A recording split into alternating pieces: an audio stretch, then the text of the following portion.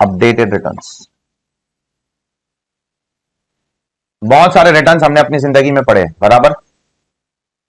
हमने अपनी जिंदगी में पढ़े हैं कौन कौन से रिटर्न्स। नॉर्मल रिटर्न 139(1) वाला, बिलेटेड रिटर्न पढ़ा है, रिवाइज रिटर्न पढ़ा है, एक्सेट्रा एक्सेट्रा एक्सेट्रा। गवर्नमेंट का पेट नहीं भरा इससे। गवर्नमेंट बोलती है हम एक और लाएंगे, अपडेटेड रिटर्न। ऐसे कैसे हमने रिटर्न के प्रोविजन इतने आसान बना दिए? बताओ मुझे। 139(1), 3, 4, 5 आसान थे ना ये सब? बोलिए। एकदम लाइटर पार्ट था ये, बराबर। उसमें भी 139(1) में थोड़ा कंटेंट था, बाकी 3, 4, 5 में क्या है? कुछ नहीं है। तो गवर्नमेंट बोला ऐसे कैसे इतना सीए फाइनल का स्टूडेंट इतनी आसानी से कैसे रिटर्न के प्रोविजन पढ़ रहा है? हाँ, नहीं चलेगा ऐसे, हम होने ही नहीं देंगे। हम लाएंगे कॉम्प्लिकेटेड प्रोविजन लाएंगे, ठीक है? तो तैयार हो जाओ कॉम्प्लिकेटेड प्रोविजन। अब गवर्नमेंट बोल रही है कि आप अपडेटेड रिटर्न भर सकते हो। मतलब क्या हुआ? से प्रीवियस ईयर 22-23, बराबर। मुझे बताओ मैक्सिमम इसका रिटर्न आप कब भर सकते हो? Maximum maximum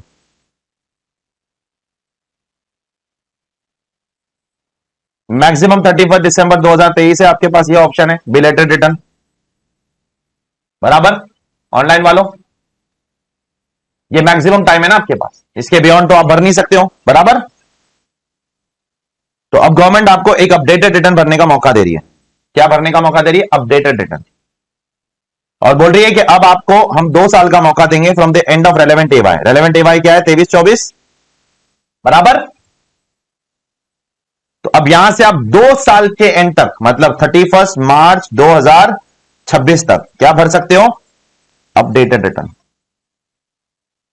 under section 139(8)(a। ये नया सेक्शन लाया गवर्नमेंट, ठीक है? ये क्यों लाया गवर्नमेंट ने? लॉजिक सुनो, गवर्नमेंट का लॉजिक सुनो क्या है, बोलो। गवर्नमेंट का लॉजिक ये है कि गवर्नमेंट बोलती है यार बहुत सारे लोग जेन्युइन असेसीज होते हैं जो भूल जाते हैं अपनी इनकम भूल जाते हैं, मतलब हो जाती है उनसे गलती हो जाती है, फिर वो इनकम भूल जाते हैं तो फिर क्या होता है?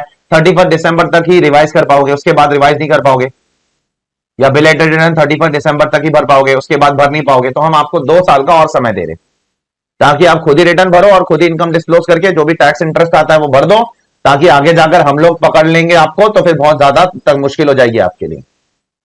इससे अच्छा आप खुद ही वॉलंटरीली आके क्या कर दो? रिटर्न भर दो, और खुद ही वॉलंटरीली आके रिटर्न भर दो, वॉलंटरीली आके टैक्स भर दो, इंटरेस्ट भर दो, और जो भी मतलब आता है वो भर दो। पेनाल्टी हम नहीं लगाएंगे। तो इससे क्या हो जाएगा? इससे ये हो जाएगा कि भाई से अभी 22-23 चल रहा है और मैं 2025 में बैठा हूं, और 25 में बैठ के मैं सोच रहा हूं यार इनकम टैक्स वाले कितने भयानक होते हैं ना, कभी मेरी बैंड बजा दिए तो, मेरे पे टैक्स पेनाल्टी इंटरेस्ट सब लगा दिए तो छोड़ यार मैं 22-23 का रिटर्न भर देता हूं। अरे ख्याल आ सकता है कि नहीं आ सकता है इंसान के दिमाग में? बोलिए, अरे बोलिए। ऑनलाइन वालों, अजीजी, ओमकार। तो ये जो पॉइंट है ये बहुत भयंकर पॉइंट है। मतलब गवर्नमेंट कितनी चालाक है देखो ना, मतलब पागल ही समझते हैं लोग देश के लोगों को। मैं ऑनेस्टली, मुझे तो पागल नहीं बना सकते कम से कम इनकम टैक्स में। तुमको ये करना ही था, 2026 तक का टाइम देना ही था, तो तुमने फिर बिलेटेड रिटर्न और रिवाइज रिटर्न का टाइम लिमिट क्यों घटाया? पहले बिलेटेड रिटर्न का टाइम लिमिट क्या था पता है? 1 year from the end of relevant AY, मतलब 2025 था, उसको 23 किया, उसको स्लोली स्लोली स्लोली घटा के 23 कर दिया। रिवाइज रिटर्न का टाइम लिमिट भी 2025 था, 1 year from the end of relevant AY, उसको स्लोली स्लोली स्लोली घटाकर 23 कर दिया, और ये दोनों घटा दिया और एक नया कॉन्सेप्ट लेकर आ गए, अपडेटेड रिटर्न। तो जब तुमको अपडेटेड रिटर्न का कॉन्सेप्ट लाना ही है तो तुमने बिलेटेड रिटर्न और रिवाइज रिटर्न का टाइम लिमिट क्यों घटाया? वही रहने देते, वही कंटिन्यू होने देते। नहीं नहीं नहीं, बिलेटेड रिटर्न और रिवाइज रिटर्न अगर इंसान करेगा तो टैक्स कितना भरेगा? जो उसका नॉर्मल टैक्स रेट है वही भरेगा ना बेटा, बराबर ना? नॉर्मल टैक्स रेट ही भरेगा ना। अरे बोलिए। लेकिन अपडेटेड रिटर्न में क्या कर रहे हैं मालूम आप? अगर आप अपडेटेड रिटर्न भर रहे हो और उसमें कुछ टैक्स दिखा रहे हो, एक्स्ट्रा इनकम दिखा रहे हो, तो जो नॉर्मल टैक्स आता है वो तो भरोगे ही। जो से आपने 5 लाख एक्स्ट्रा दिखाया तो 5 लाख पे जो भी टैक्स आएगा वो तो भरना ही है आपको, उस पर इंटरेस्ट भी भरना ही है। अब उस पे भी गवर्नमेंट बोलती है जो टैक्स और इंटरेस्ट जो आपसे आपने 5 लाख एक्स्ट्रा दिखाया, उसमें टैक्स और इंटरेस्ट जो आएगा वो भर दो। फिर 5 लाख पे टैक्स और इंटरेस्ट आता है 1.5 लाख रुपए, 1,50,000। अब गवर्नमेंट बोलती है उस 1,50,000 का आपको एडिशनल टैक्स भरना पड़ेगा, तो ही अपडेटेड रिटर्न भरने देंगे। और एडिशनल टैक्स कितना है मालूम? 25% कुछ केसेस में, 50% कुछ केसेस में। समझो क्या कर रहे लोग, क्या करने की कोशिश कर रहे। देखो तुम्हारा दिमाग काम करना बंद कर देगा। प्रोविजन ऐसा कुछ नहीं है, लेकिन इंटेंशंस देखो इनके कि भाई तुम क्या कर रहे हो, भाई पागल वागल हो गए हो क्या? मतलब तुम असेसी को बोल रहे हो वॉलंटरीली आके टैक्स भर रहा है वो, ठीक है, लेकिन जो टैक्स भर रहा है वो इंटरेस्ट भी भर रहा है वॉलंटरीली आके, उस पर 50% और देना है आपको, तो ये अपडेटेड रिटर्न अपलोड होगा, नहीं तो नहीं होगा। इससे अच्छा तो असेसी बोलेगा छोड़ यार, जब आएंगे तब देख लेंगे। बोलेगा कि नहीं? बोलो बोलो, मेंटालिटी क्या होगी? जब आएगा तब देख लेंगे भाई, तब देख लेंगे, जा नहीं भरना है अपडेटेड रिटर्न। पागल बैठे हम यहां पर। तो शुरू करते हैं इसको, बहुत सारे पॉइंट्स है इसमें, बहुत पॉइंट्स है। Shall we start? चलो शुरू करते हैं। Updated return book number 2 chapter number 29। बेटा सब लोग आ जाओ बुक के अंदर।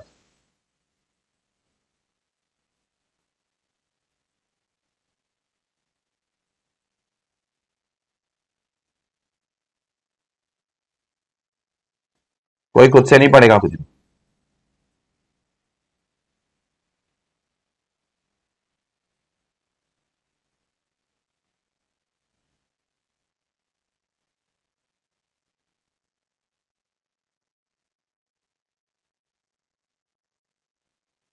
A person may furnish an updated return of his income or income of any other person in respect of which is assessable under the Act for the previous year relevant to such assessment year. The provisions given below pertaining to, बेटा तुम लोगों का मेरे को involvement चाहिए बेटा अब lecture के अंदर please. The provision pertaining to updated return are applicable from 1st April 2022. Time limit क्या है अपडेटेड रिटर्न का? पहले वो देख लो बेटा, देख लो क्या है time limit. Updated return under 139(8)(a) can be submitted at any time within 24 months from the end of relevant AY. Underline कर लो, within what?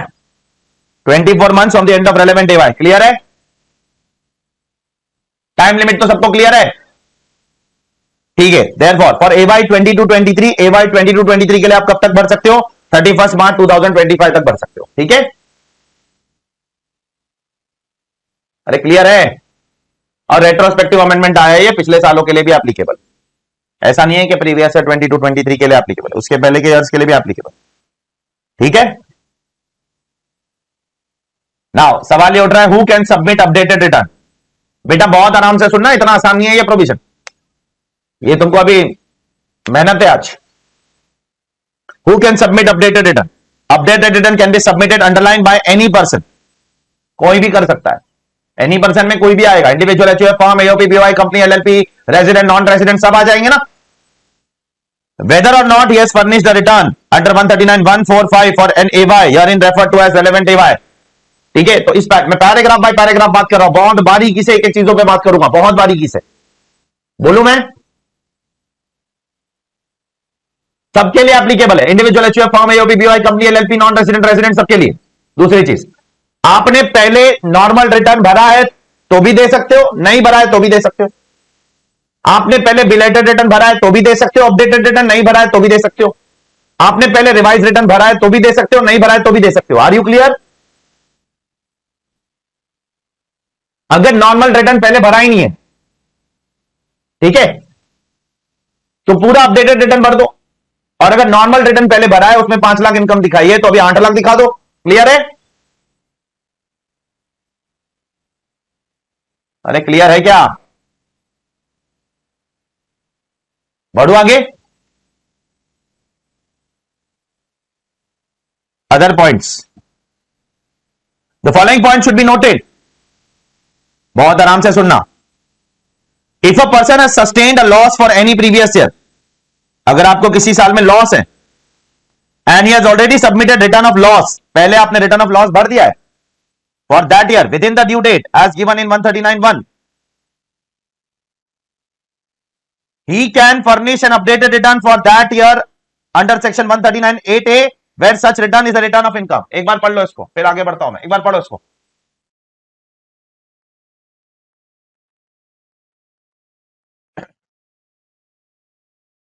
हाँ सुनो, इसका मतलब क्या है पता है? इधर देखो बेटा, इसका मतलब क्या है कि प्रीवियस ईयर 22-23 में आपको पीजीबीपी लॉस था। क्या था? PGBP loss 5 lakh. तो आपको ये लॉस कैरी फॉरवर्ड करना है कि नहीं करना है? डेफिनेटली करना है। तो आपने क्या किया? 139(1) के ड्यू डेट के अंदर क्या किया? रिटर्न फाइल किया। तो मुझे बताओ ये लॉस कैरी फॉरवर्ड होगा कि नहीं होगा? बेटा मुझे आज आप लोगों का प्लीज रिस्पॉन्स चाहिए, उसके बगैर मैं आगे नहीं बढ़ पाऊंगा। ये लॉस कैरी फॉरवर्ड होगा कि नहीं होगा? हो जाएगा, ठीक है। अब मुझे ना आगे जाकर 1-2 साल बाद लग रहा है, से 2025 में लग रहा है, अरे यार यहां तो कुछ गड़बड़ हो गई थी। ठीक है, ठीक है, बोलो ना। तो मुझे अपडेटेड रिटर्न भरना है। तो मुझे क्या लग रहा है कि मैंने 2 लाख रुपए की गड़बड़ की है। अरे यार यहां पर तो लॉस कितना होना चाहिए था? 7 लाख होना चाहिए था। ठीक है, हो सकता है। तो आप अपडेटेड रिटर्न नहीं भर सकते हो, नहीं भर सकते हो, नॉट अलाउड। ठीक है, सुनो, या मुझे ऐसा लग रहा है कि नहीं यार ये तो 5 लाख नहीं, कुछ 2 लाख का डिसअलावेंस होना चाहिए था। क्या होना चाहिए था? 2 लाख का डिसअलावेंस होना चाहिए था। तो ये तो लॉस 3 लाख होना चाहिए था, बराबर। तो भी आप अपडेटेड रिटर्न नहीं भर सकते हो। तीसरा, मुझे लग रहा है नहीं नहीं नहीं, यहां पर तो 8 लाख का डिसअलावेंस होना चाहिए था। कितने का डिसअलावेंस? 8 लाख का। तो अब पीजीबीपी इनकम मेरी 3 लाख पॉजिटिव हो जाएगी। अब आप अपडेटेड रिटर्न भर सकते हो। आई don't know whether you got this point or not. अगर पहले लॉस था, पहले लॉस था, आप कैरी फॉरवर्ड भी कर रहे हो उसको, और आगे जाकर अगर आपको अपडेटेड रिटर्न भरना है तो वो रिटर्न ऑफ लॉस नहीं हो सकता है, वो रिटर्न ऑफ इनकम होगा तो ही भर पाओगे। आई don't know whether you got this point or not. Online वालों बोलो प्लीज। इसका फोटो लो, आपको पल्ले नहीं पड़ेगा 2 महीने बाद कुछ भी। इसका फोटो लो और इधर एक एक पॉइंट पे आपको लिखना पड़ेगा कुछ ना कुछ। तुमको कोई नहीं बताएगा ये सब चीज, कोई यूट्यूब कोई नहीं, ये नई चीज है, कहीं नहीं मिलने वाला है कुछ। यहां स्टार मार्क करके ये नोट लिख देना, इसका फोटो लो। इस लाइन का इंटरप्रिटेशन क्या है भाई? Is everyone clear? बढ़ो, फोटो ले लिया?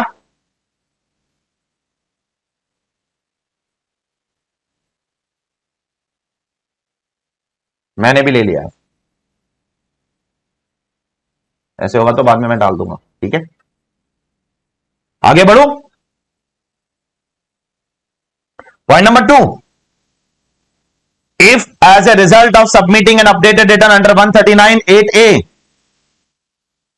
the quantum of carry forward loss or unabsorbed depreciation or MAT credit is to be reduced for any subsequent year, then an updated return shall be furnished for each such subsequent year। अब इधर देखो इसका मतलब क्या है, पढ़ो एक बार। Every point have to be read by you all first and then I will read। पढ़ो।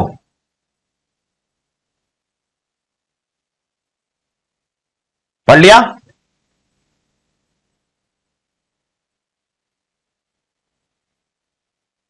Double star.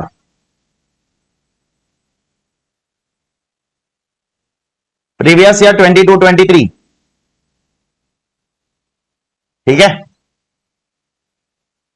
एक बार फिर से पढ़ रहा हूं। If as a result of submitting an updated return under 139(8)(a the quantum of carry forward loss और unabsorbed depreciation और AMT MAT credit is to be reduced for any subsequent year, then an updated return shall be furnished for each such subsequent year.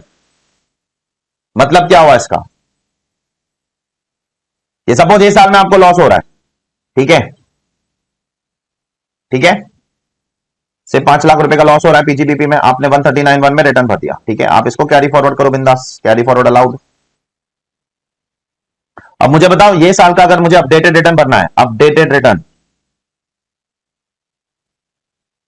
For previous year 22-23, कब तक भर सकता हूं मैं? Last date 31 मार्च 2026 बेटा। Please बेटा बोलो आप लोग यार।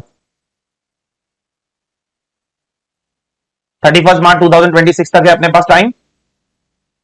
ठीक है, मैंने यहां पर अपडेटेड रिटर्न फाइल कर दिया, फाइल कर दिया।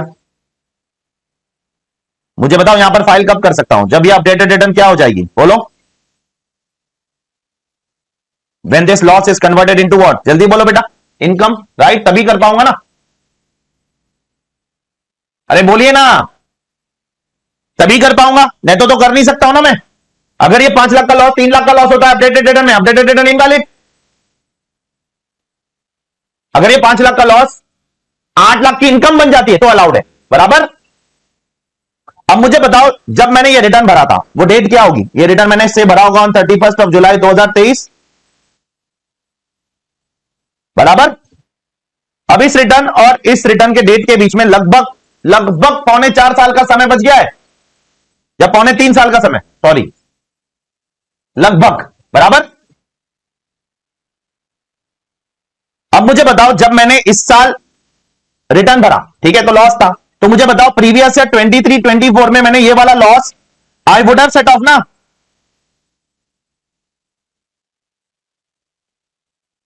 किया होगा कि नहीं किया होगा? सेट ऑफ कर दिया होगा मैंने 22-23 के लॉस को 23-24 में, क्योंकि 23-24 में तो मेरा कोई इंटेंशन नहीं था अपडेटेड रिटर्न भरने का। अब जब 26 में जाकर मैं अपडेटेड रिटर्न भर रहा हूं, तो मुझे बताओ क्या मुझे 23-24 के लिए भी अपडेटेड रिटर्न भरना पड़ेगा कि नहीं भरना पड़ेगा? क्योंकि वो भी गलत है। अरे I don't know whether you got this point or not यार। Therefore file for previous year 23-24, 24-25, 25-26 also, because ये तीनों साल में आपने गलती की हो सकती है, जो गलती आपने कभी सुधारी। चलो 25-26 मत काउंट करो, क्योंकि वो साल में तो आप रिटर्न फाइल कर रहे हो, ठीक है, तो वो आपको पता चल जाएगा। लेकिन मुझे बताओ, क्या ये 2 साल में मैंने गलती से कैरी फॉरवर्ड करके सेट ऑफ किया होगा कि नहीं? वो 5 लाख रुपए जो आगे जाकर 5 लाख के बदले क्या बन गई? 8 लाख की इनकम बन गई। बताओ ना बेटा प्लीज यार, बता दो please. Is everyone clear with this point? ठीक है, डबल स्टार करो, फोटो लो और बाद में लिख लेना। ये सब लिखना पड़ेगा बेटा आपको, मेहरबानी करना, और एक प्रॉपर नोट बनाना है ये सब चीज की। हर एक पॉइंट के लिए मैं स्टार दे रहा हूं, तो उससे आपको कैटेगरी पता चल जाएगी कि भाई ये फर्स्ट स्टार के लिए एग्जांपल है, सेकंड स्टार के लिए एग्जांपल है, थर्ड स्टार के लिए एग्जांपल। ठीक है, फिर तारे कम पड़ेंगे तो हम लोग एस्ट्रिक्स डालेंगे या कुछ ना कुछ और करेंगे। अभी 15 स्टार तो नहीं बना सकता हूं अगर 15 नोट देना है तो। भाई रिस्पॉन्स दे दो, इज इट क्लियर? बढ़ो आगे, आगे बढ़ रहा हूं मैं। एक एक पॉइंट को हम लोग आराम आराम से बात करेंगे, ठीक है? आगे बढ़ो बेटा।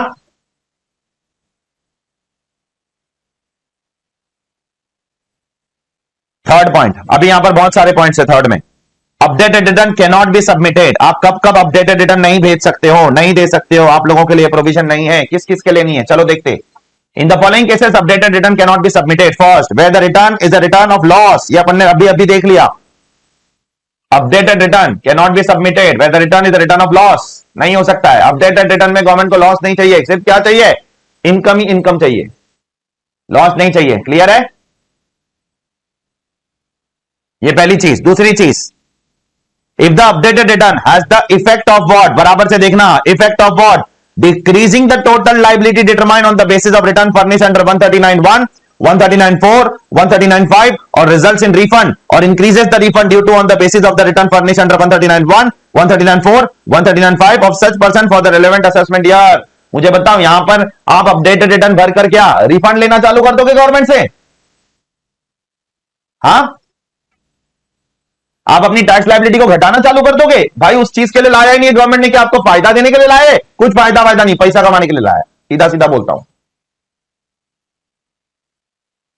इस चीज के लिए लाया, पैसा कमाने के लिए, और कोई रीजन नहीं है। ये फायदा वायदा देना होता तो फिर हर दोनों तरफ करते ना। हाँ, जेन्युइन भी तो हो सकता है ऐसा सी, इसका रिफंड अटका दिया आपने, जो भूल गया पहले रिफंड कर लेने, तो रिफंड लेना भूल गया अगर पहले, तो काहे को उसको लंबा चौड़ा प्रोसीजर फॉलो करवा रहे हो? सीआईडी के पास जाओ 10 लाख रुपए तक के रिफंड के लिए, चीफ सीआईडी के पास जाओ 10-20 लाख 50 लाख के रिफंड के लिए, 50 लाख के ऊपर जाना है तो सीबीडीटी के पास जाओ। डायरेक्टली अपडेटेड रिटर्न भरवा के क्यों नहीं ले सकते उसको रिफंड? बोलिए, दे सकते हैं ना, देना चाहे तो बोलिए। लेकिन भाई नहीं मिलेगा अपडेटेड रिटर्न, तो भाई जो हमको पैसा देगा उसको मिलेगा। हमसे पैसा मांगने के लिए अपडेटेड रिटर्न मांग रहा है तो माफ करना। Are you clear? ठीक है, बढ़ू आगे। बाद में मेरे को रट्टा चाहिए एक एक पॉइंट प्लीज। बढ़ू आगे, अरे बढ़ू आगे। पॉइंट नंबर 3 में बहुत सारे लोगों को बाहर निकाल दिया है। अब कौन है वो बहुत सारे लोग? ये सारे person will not be eligible for updated return. पहला, जिसके ऊपर सर्च हो गया है। क्या हो गया है बेटा? सर्च एंड सीजर वाला है, अपडेटेड रिटर्न नहीं भर सकता है। जिसके ऊपर रिक्विजिशन का ऑर्डर निकल गया है, रिक्विजिशन जो आपने सर्च एंड सीजर में पढ़ा था, नहीं हो सकता है, वो अपडेटेड रिटर्न नहीं भर सकता है। जिसके ऊपर सर्वे हो गया है वो अपडेटेड रिटर्न नहीं भर सकता है, अदर देन सबसेक्शन 2 ए। ये कौन सा सर्वे है? बहुत बार बोला हूं मैंने आपको, ये टीडीएस टीसीएस वाला सर्वे है। तो ये केस में अपडेटेड रिटर्न भर सकता है कि नहीं भर सकता है? बोलो तो लिख लो उधर, ये केस में updated return can B file. सिर्फ ये केस में बराबर से बॉक्स में डालना, बाकी नॉर्मल सर्वे में नहीं। ये चारों केस आप लिख दो यहां पर, survey and search and scissor. ये चारों केस वही है, आपने पहले भी पढ़ा था, 147 एक्सेट्रा में भी आया था। याद आता है? ऐसे ही वर्ड्स थे।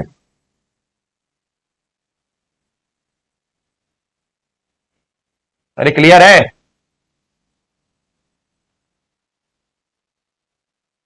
Page bye page, point by point, line by line, word by word जाना पड़ेगा। तो ये चारों केस, पहला केस क्या है? रिटर्न ऑफ लॉस है तो मत आओ। दूसरा केस, अगर आपकी लाइबिलिटी टैक्स की घट जाती है या रिफंड बढ़ जाता है, मत आओ अपडेटेड रिटर्न में। डिपार्टमेंट का फायदा होता है तो ही आओ, नहीं तो मत आओ। तीसरा case, search and seizure survey cases में नॉट अलाउड। अब नीचे कुछ नोट लिखा गया है, for the purpose of these 4 points. ये 4 पॉइंट के लिए कुछ नोट है। This provision is for the assessment year relevant to the previous year in which the search is conducted और सर्वे इज कंडक्टेड और acquisition is made, and underline any assessment year preceding such assessment year. मतलब क्या है? अगर search आपका 25 में 2025 को होता है, इसका एग्जांपल यहीं पे लिखा गया है, then belated return, belated word गलत है, उधर अपडेटेड लिखना चाहिए। बिलेटेड का तो कुछ और ही मतलब आ जाएगा, बराबर के नहीं? अरे हाँ या ना? Then updated return can not be submitted for AY 26-27। ये कौन सा AY है? जिस साल में सर्च हुआ। तो अगर सर्च 25-26 में हो रहा है तो AY 26-27 मतलब PY 25-26 और प्रीसीडिंग AY, ये सबके लिए आप अपडेटेड रिटर्न नहीं भर सकते हो। हाँ, आगे के ईयर्स के लिए आप भर सकते हो, फ्यूचर में क्या होता है मुझे नहीं पता। तो अगर आज सर्च होता है, आज कौन सा साल है? 22-23, तो 22-23 के लिए अपडेटेड रिटर्न नहीं भर सकता हूं, 21-22 के लिए भी नहीं भर सकता हूं। क्लियर है बेटा? तो जिस साल में सर्च हुआ, सर्वे हुआ, वो साल और उसके प्रीसीडिंग ईयर्स, अपडेटेड रिटर्न भूल जाओ। ठीक है, वो सब केसेस में आपको, आपका 147 होता है, आपको पता ही है। और 147 में आपको 148 के हिसाब से रिटर्न भरना है, उसी के अंदर जो भी दिखाओगे, और पेनाल्टी इंटरेस्ट सब मारेंगे, छोड़ेंगे नहीं उधर। बढ़ू आगे। नेक्स्ट पॉइंट, लंबी लिस्ट है जो अपडेटेड रिटर्न नहीं भर सकते हैं। लंबी लिस्ट पढ़ो, लिस्ट खत्म ही नहीं हो रही है कि कौन कौन नहीं भर सकता है। पढ़ो,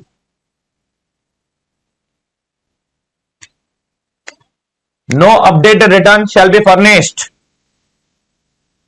by any person for the relevant AY where point number 1 an updated return has been furnished by him under 139(8)(a) for the relevant AY। क्या मतलब हुआ इसका पता है? इसका मतलब यह हुआ है कि एक बार अगर अपडेटेड रिटर्न भर दिया है तो वापस से उसको अपडेटेड रिटर्न नहीं भर सकते हो। नहीं तो एसएससी भरेगा ना 2 बार। चलो एक बार गलती हो गई, चलो दूसरी बार भर देते। हो सकता है कि नहीं हो सकता है? से प्रीवियस ईयर 22-23 के लिए मुझे बताओ, I file first updated return on 24th of December 2024। ये अलाउ कर देगी government, subject to other conditions के। सर्च वाला नहीं होना चाहिए, सर्वे वाला नहीं होना चाहिए, लॉस वाला नहीं होना चाहिए, टैक्स लायबिलिटी रिड्यूस करने वाला नहीं होना चाहिए। अब मुझे बताओ, अगर वो एक सेकंड अपडेटेड रिटर्न भरने आ रहा है, सेकंड अपडेटेड रिटर्न, इसको 3 स्टार दे रहा हूं मैं, ठीक है, से ऑन 20th of September 2025। मुझे बताओ, टाइम लिमिट तो खत्म नहीं हुई ना अभी भी? अरे भाई टाइम लिमिट तो अभी भी बची है ना, 2026 तक है। हाँ या ना? But this can not be filed, this can not be what filed. Is everyone clear? एक बार अपडेटेड रिटर्न भर दिया तो दूसरी बार नहीं भर सकते हो सेम साल के लिए। हाँ, दूसरे साल के लिए आप भर सकते हो, कोई दिक्कत नहीं। ठीक है, फोटो ले लो।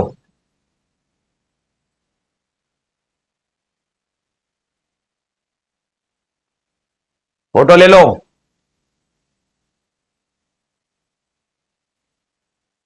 क्लियर है?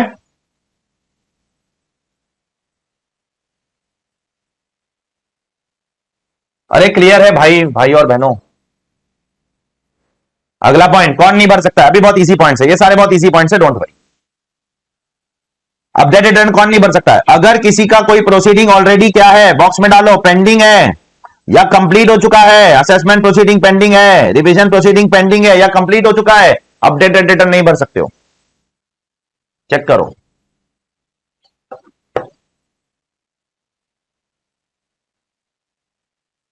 मतलब क्या हुआ इसका? मतलब ये हुआ कि आपने आईटीआर भरा नॉर्मल वाला, ओके बेटा। नॉर्मल वाला आईटीआर भरने के बाद आपने क्या किया? आपने आपका आईटीआर बैंगलोर चला गया, नॉर्मल वाला मतलब 139 1 वाला, 139 4 वाला, 5 वाला, जो भी है। आपका आईटीआर बैंगलोर चला गया। बैंगलोर जाने के बाद आपको क्या आ गया? बैंगलोर जाने के बाद आपको आ गया गवर्नमेंट से स्क्रूटिनी नोटिस। आ सकता है? अरे भाई ऐसे मत बैठो यार प्लीज, बोल दो ना प्लीज। अब स्क्रूटिनी नोटिस आ गया तो आपका असेसमेंट शुरू हो गया। अरे शुरू हुआ कि नहीं हुआ? एक बार आपका असेसमेंट शुरू हो गया, उसके बाद आप अपडेटेड रिटर्न बोलो नहीं भर सकते हो। खत्म होने के बाद भी नहीं भर सकते हो। नहीं तो असेसी क्या बोलेगा? आपने पेंडिंग के टाइम पे मना किया ना, मैं खत्म होने के बाद भरूंगा। अरे हाँ या ना? तो अगर असेसमेंट पेंडिंग है तो भी नहीं भर सकते हो, और असेसमेंट खत्म हो गया तो भी नहीं भर सकते हो। रिविजनरी प्रोसीडिंग भी पेंडिंग है तो भी नहीं भर सकते हो, खत्म हो गया तो भी नहीं भर सकते हो। क्लियर है? बढ़ो आगे। और कौन अपडेटेड रिटर्न नहीं भर सकता? ये चोर लोग है, पढ़ो, इसमें कुछ नहीं है, पढ़ो। एओ के पास इंफॉर्मेशन है कि एसएससी चोर है, उसके पास prevention and money laundering act के अंदर इसने गड़बड़ किया है, ब्लैक मनी लॉ के अंदर गड़बड़ किया है, बेनामी ट्रांजैक्शन प्रॉपर्टी के अंदर गड़बड़ किया है, smugglers and foreign exchange manipulators for feature of property act 1976 में गड़बड़ किया है, और उसको कम्युनिकेट कर दिया गया है कि तुझसे ये सब गड़बड़ हुई है भाई। ईडी वाले आ चुके हैं उसके घर पे, ब्लैक मनी वाले लोग आ चुके हैं उसके घर पे, बेनामी प्रॉपर्टी ट्रांजैक्शन वाले आ चुके हैं उसके घर पे। अपडेटेड रिटर्न नहीं भर सकता है। Is it clear? बोल दो भाई, बोल दो, मजाक नहीं है। नेक्स्ट वाला पॉइंट आपने भी पहले पढ़ा है, जहां पर एओ के पास इंफॉर्मेशन मिली है फॉरेन अथॉरिटी से, डीटीडब्ल्यूए में सेक्शन 90 और 90 ए में, ये गड़बड़ है इसका कुछ, अपडेटेड रिटर्न नहीं भर सकता है। चेक करो।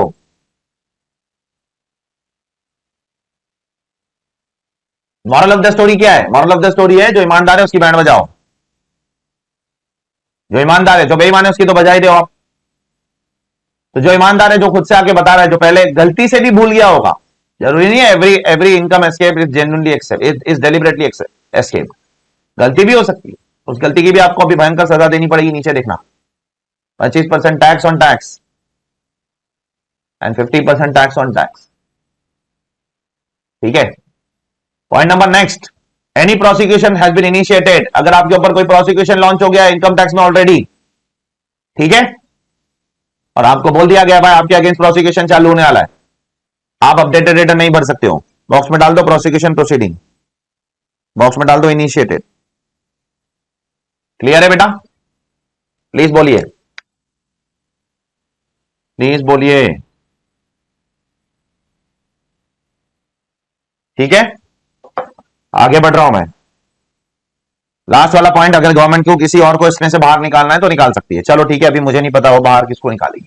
ठीक है, तो अभी तक अपन ने क्या पढ़ा बेटा? अभी तक अपन ने सिर्फ ये पढ़ा कि अपडेटेड रिटर्न कौन भर सकता है, कौन नहीं भर सकता है, बस। और कब तक भर सकते हो, बराबर ना? यही पढ़ा है ना सिर्फ।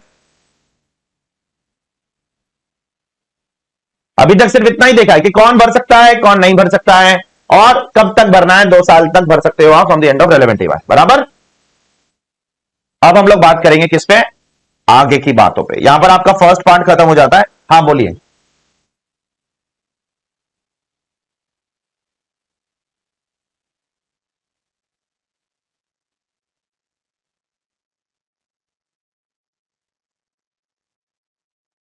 उससे अगर उससे फर्क ही नहीं पड़ता है, वो असेसमेंट हो सकता है जेन्युइन हार्डशिप, तो आगे लाएंगे ना। रिमूवल ऑफ डिफिकल्टी का प्रोविजन है यहां पर, प्रोविजन डाला है वो रिमूवल ऑफ डिफिकल्टी का सीबीडी। अगर लाना है तो सर्कुलर आएगा, मेरे हिसाब से अब तक इस पे कोई सर्कुलर नहीं आया है, बराबर। सर्कुलर वर्चुअल डिजिटल असेट पे सर्कुलर आ गया है। फिर 194 आर जो आपका टीडीएस का सेक्शन है, जिसमें आप परक्यूजिट पे टीडीएस काटते हो, उस पर भी आ गया है जेन्युइन हार्डशिप को रिमूव करने के लिए। इस पर नहीं आया अब तक, आ सकता है, जब आएगा तब देखेंगे एग्जाम के लिए रेलेवेंट है या नहीं है, ठीक है। फिलहाल तो नहीं है, ओके। हाँ, अब यहां तक अपन ने सिर्फ एक ही चीज पढ़ा है। पहले ये समझो, टॉपिक को बाइफरगेट करो 2 पार्ट में। पहला पार्ट टॉपिक का क्या है कि भाई आपको सिर्फ ये पता लगाना है किसके लिए ये बेनिफिट है, किसके लिए नहीं है, वो लंबी लिस्ट है, और आपको कब तक भरना है, बस। क्लियर है बेटा यहां तक सबको? प्लीज बोलो, ठीक है। अब हम लोग आगे बढ़ते हैं towards the second part of this topic. Then we have questions also on this, don't worry. इस पे क्वेश्चन डाला हूं मैंने, बिना क्वेश्चन के आप समझ नहीं पाओगे। Updated return to be accompanied, यहां से पढ़ रहा हूं मैं, by proof of payment of tax. क्या क्या देना है आपको, बॉक्स में डालो। अपडेटेड रिटर्न भरते समय आपको क्या प्रूफ देना है? प्रूफ ऑफ व्हाट, बोलिए ना। पेमेंट ऑफ टैक्स देना है कि टैक्स आपने भर दिया है, और क्या प्रूफ देना है कि आपने भाई एडिशनल टैक्स भी भर दिया है। अभी एडिशनल टैक्स क्या है भाई, वो देखेंगे थोड़ी देर में। मैंने बोला ना आपको 25% 50% टैक्स ऑन टैक्स, बराबर। Now by virtue of explanation CA to 139(9) an updated return cannot be submitted unless it is accompanied by what? Proof of payment of tax as required under 140B, that is tax and additional tax। मतलब आप updated return जब तक tax नहीं भरोगे और tax पे additional tax नहीं भरोगे, tax तो आपको वैसे भी भरना चाहिए था, वो तो आप भरोगे ही, उस पर इंटरेस्ट तो भरोगे ही, लेकिन उस पर जब तक आप एडिशनल टैक्स नहीं भरोगे तब तक हम आपका अपडेटेड रिटर्न वैलिड नहीं मानेंगे। Is everyone clear? डिफेक्टिव हो जाएगा, 139(9) डिफेक्टिव रिटर्न है, याद आता है आपको? डिफेक्टिव हो जाएगा आपका रिटर्न। तो इधर देखो मेरी तरफ, क्या भरना है आपको? टैक्स भरना है, इंटरेस्ट भरना है, और उन दोनों के ऊपर आपको कुछ एडिशनल टैक्स भी देना है। शुरू करें। और उसका कंप्यूटेशन मैकेनिज्म किधर दिया गया है? उसका कंप्यूटेशन मैकेनिज्म गवर्नमेंट ने 140B के अंदर डाला है। तो 140A था आपका सेल्फ असेसमेंट टैक्स के अंदर, वो सब कुछ आता है, बहुत सारी चीजें। और 140B के अंदर आपका क्या आ जाता है? आपका ये नया मैकेनिज्म का मोड ऑफ टैक्स आ जाएगा। क्लियर है? तो अभी मैं पढ़ रहा हूं, आराम से जरा पेशेंस रखना, सबर करना। असली अतरंगी चीजें अब यहां से शुरू होने वाली है। Mode of computation of tax including additional tax is given by 140B as follows. अब देखो बेटा, यहां पर 2 किस्म के एसएससी हो सकते हैं, छोड़ दो, पहले ये 2 किस्म के एसएससी को समझो। पहला एसएससी कौन हो सकता है मालूम? जिसने जिंदगी में वो पहले कभी रिटर्न भरा ही नहीं और डायरेक्टली अपडेटेड रिटर्न भरने आ रहा है, हो सकता है।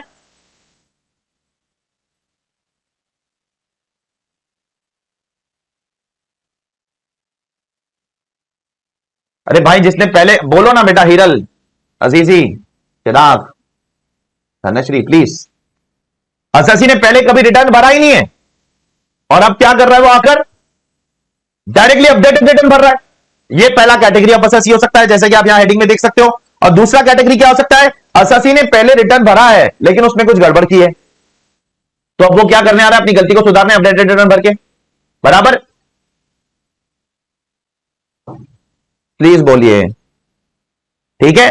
तो ये दोनों कैटेगरी यहां पर आएगी, ठीक है। तो पहले हम लोग उस एसएससी को पकड़ते हैं जिसने पहले अपडेटेड रिटर्न, पहले रिटर्न भरा ही नहीं है, पहली बार जिंदगी में क्या कर रहा है? डायरेक्टली आके अपडेटेड रिटर्न भर रहा है, क्योंकि उसको एक डर सता रहा है कभी गवर्नमेंट ने पकड़ लिया तो भर दे अपडेटेड रिटर्न 2026 तक। पढ़ते, where no return of income has been furnished, where no return of income under section 139(1) और 4 has been furnished by an assessee, उसने नॉर्मल रिटर्न भी नहीं भरा, बिलेटेड रिटर्न भी नहीं भरा है पहले, तो उसके पास अभी ऑप्शन है, he shall before furnishing an updated return under section 139(8)(a) is liable to pay tax, is liable to pay what? tax भरना पड़ेगा सबसे पहले उसको, together with interest भरना पड़ेगा उसको, एंड फी भरनी पड़ेगी, क्योंकि पहले रिटर्न नहीं भरा है तो फी तो भरना पड़ेगा ना 5,000 रुपए का। बोलिए,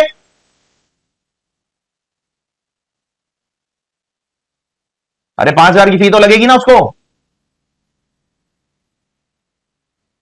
बारीकी से सुनना, अभी असली खेल यहीं पर है।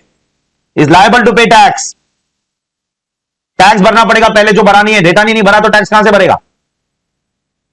टुगेदर विद इंटरेस्ट, इंटरेस्ट भरना पड़ेगा। And fee payable under any provision of the act for delay in furnishing the return और default or delay in payment of, box में डालना what, advance tax. Advance tax में भी अगर default या delay कर रहा है तो इसीलिए आपको समझ में आ रहा है बेटा आज कि भाई इस टॉपिक को मैंने 139(1) के बाद क्यों नहीं उठाया, क्यों नहीं उठाया? पूरा एडवांस टैक्स पे डिपेंडेंट है ये टॉपिक। तो बताइए मुझे उसको क्या क्या भरना पड़ेगा अभी तक जो पढ़ा उसमें? टैक्स, इंटरेस्ट, फी, बराबर। अलॉन्ग विथ, अब आगे असली कहानी आ रही है। अलॉन्ग विथ व्हाट, जल्दी बोलो बेटा, पेमेंट ऑफ, जल्दी बोलो, additional tax as per this section. Additional tax तो भरना ही पड़ेगा ना उसको। अरे भाई ये सारी चीज तो वो हर कोई भरेगा भाई, ये तो वैसे पहले भी भरना चाहिए था उसको। अरे क्लियर है? एडिशनल टैक्स भी लगेगा अब उसको, जो इस सेक्शन के अंदर गवर्नमेंट अलग से ले रही है। अब नीचे देखना, टैक्स शैल बी पेबल, जो आपका नॉर्मल टैक्स है वो कैसे निकालोगे आप? Tax shall be payable, the tax payable shall be computed underline after considering the following. अब क्या क्या कंसिडर करना है? अगर आपने पहले कोई एडवांस टैक्स भरा है, हो सकता है आपने एडवांस टैक्स भरा है पहले, रिटर्न नहीं भरा, भूल गए, हो सकता है, तो उतना टैक्स तो लेस होगा ना आपका, वो थोड़ी वापस भर दोगे आप। अरे भाई ऐसा और नो यार बेटा, अगर हो सकता है आपका टीडीएस टीसीएस कटा है और रिटर्न नहीं भरा, और अभी आपको अपडेटेड रिटर्न भरने की इच्छा हो रही है, तो पहले टैक्स भरो, तो टैक्स भरते समय क्या वापस से भर दोगे जो टीडीएस कटा था वो तो लेस करवा लूंगा ना मैं, वो लेस करवा लो। उसके बाद ये सारी रिलीफ लेस करवा दो, चेक करो 89, 90, 90 है, 91, ये सब डबल टैक्सेशन रिलीफ से। उसके बाद मैट एएमटी क्रेडिट है वो लेस करवा दो, ठीक है, और जो भी डिफरेंस आएगा उतना टैक्स भर दो, ठीक है, क्लियर है? हाँ,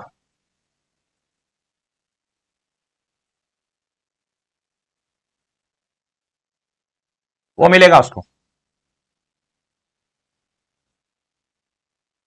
बराबर बराबर, रिबेट मिल जाएगा उसको, ठीक है। हाँ सुनो, अभी भी नहीं आएगा ना उसका, एडवांस टैक्स की लायबिलिटी 10,000 से कम है तो क्यों आएगा वैभव? एफ की फी तो फी आ जाएगी ना उसको,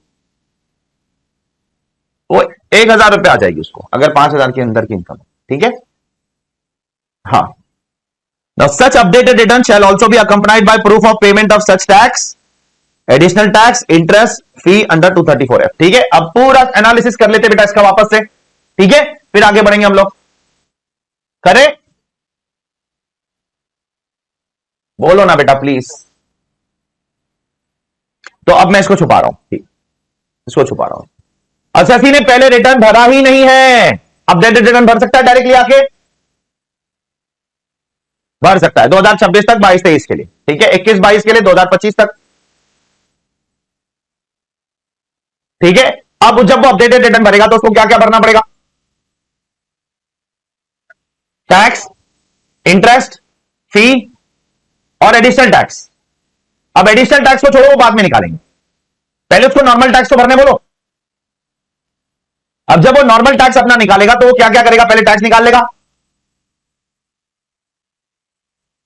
से उसने अपडेटेड रिटर्न में 25 लाख की इनकम दिखाई, ठीक है, तो उस पर टैक्स निकाल लो, और क्या वो 25 लाख भर देगा पूरा?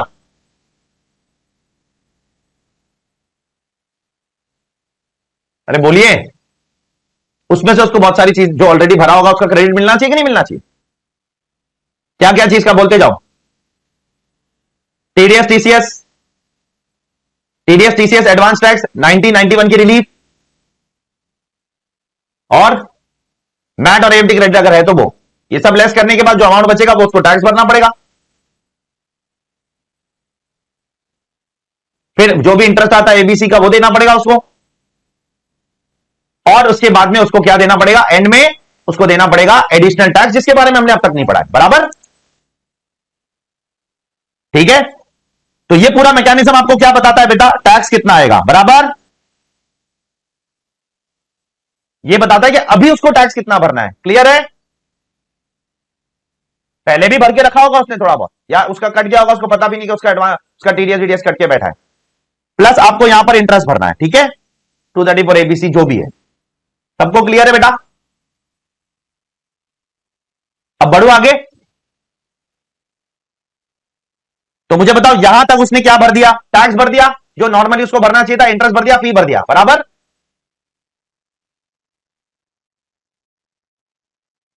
ठीक है, अब उसको एडिशनल टैक्स भी भरना पड़ेगा,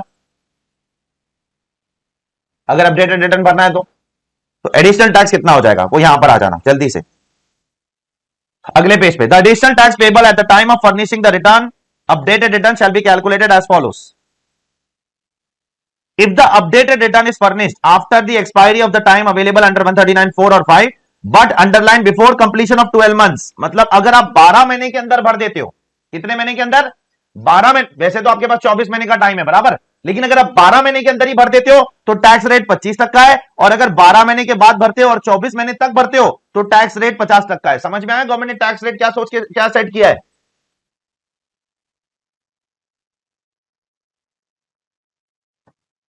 मिसाल के तौर पे बताओ, previous year 22-23, AY 23-24, what is the last date for updated return, बोलिए 2026, ठीक है। अभी AY के एंड से 12 महीना कब खत्म होता है,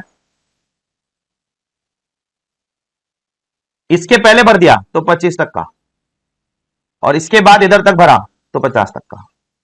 आर यू क्लियर। उसमें भी दो कैटेगरी बनाया भाई, कि अपडेटेड रिटर्न जल्दी भरता है तो थोड़ा रिलैक्सेशन मिलेगा, लेट भरता है तो नहीं मिलेगा। अब ये 25 तक का किसका और ये 50 तक का किसका, बराबर, ये सवाल उठेगा कि नहीं उठेगा, किस अमाउंट का, बराबर। तो ये किसका पता है, यहां पर आपको जो भी आंसर आया ना, यहां पर जो फाइनल आंसर आया ना, मतलब टैक्स प्लस क्या, interest, interest will include fee also, interest में फी भी आ जाएगा, ठीक है। ये सबका जो अमाउंट टोटल आया ना आपको, उसका 25 और 50 तक का। इज एवरीवन क्लियर, बोलो प्लीज। तो यहां पर देखो, आ जाओ, 25% of the aggregate tax plus surcharge and cess अगर है तो, ठीक है, and interest as computed above, above में मतलब सब आ जाएगा, इंटरेस्ट के अंदर आप लिख लो ब्रैकेट में चाहिए तो, interest plus fee both, interest plus fee both, जो भी ऊपर कंप्यूट किया वो मैकेनिज्म के हिसाब से 25 तक का भर दो एक्स्ट्रा, ठीक है। Is everyone clear.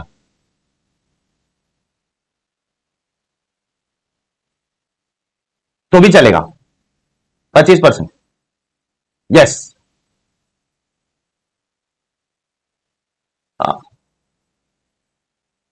हाँ बराबर बात है ना, तो 12 मंथ्स कब कंप्लीट होता है, 31 मार्च को कंप्लीट, नहीं नहीं वैसा इंटरप्रिटेशन नहीं होता है वैभव, कभी भी 12, वो तो हर जगह ऐसी होता है। इधर देखो, मुझे आप बताओ कि पहले बिलेटेड रिटर्न क्या कब भरते थे आप, पहले इस साल छोड़ो, पहले कब भरते थे, before the end of relevant AY, ये ड्यू डेट थी ना पहले, तो क्या था लास्ट डेट, क्या 30 मार्च थी क्या 31 मार्च थी, तो फिर वो इंटरप्रिटेशन वही वहां भी तो होता है ये चीज, यही पूछ रहे, यही डाउट है ना आपका। हाँ अब मैं आपको बताता हूं, अगर यहां लिखा है ना बिफोर कंप्लीशन ऑफ 12 मंथ्स, ठीक है, from the end of the relevant AY, तो 12 मंथ्स कंप्लीट कब होंगे बताओ मुझे, 31 मार्च को रात में 12 बजे के बाद कंप्लीट होंगे वो। आई don't know whether you got this point or not. अभी मुझे बताओ 31 मार्च को रात में 11:55 पे क्या 31 मार्च से 12 मंथ्स कंप्लीट हुए, क्या अभी भी 5 मिनट बाकी है,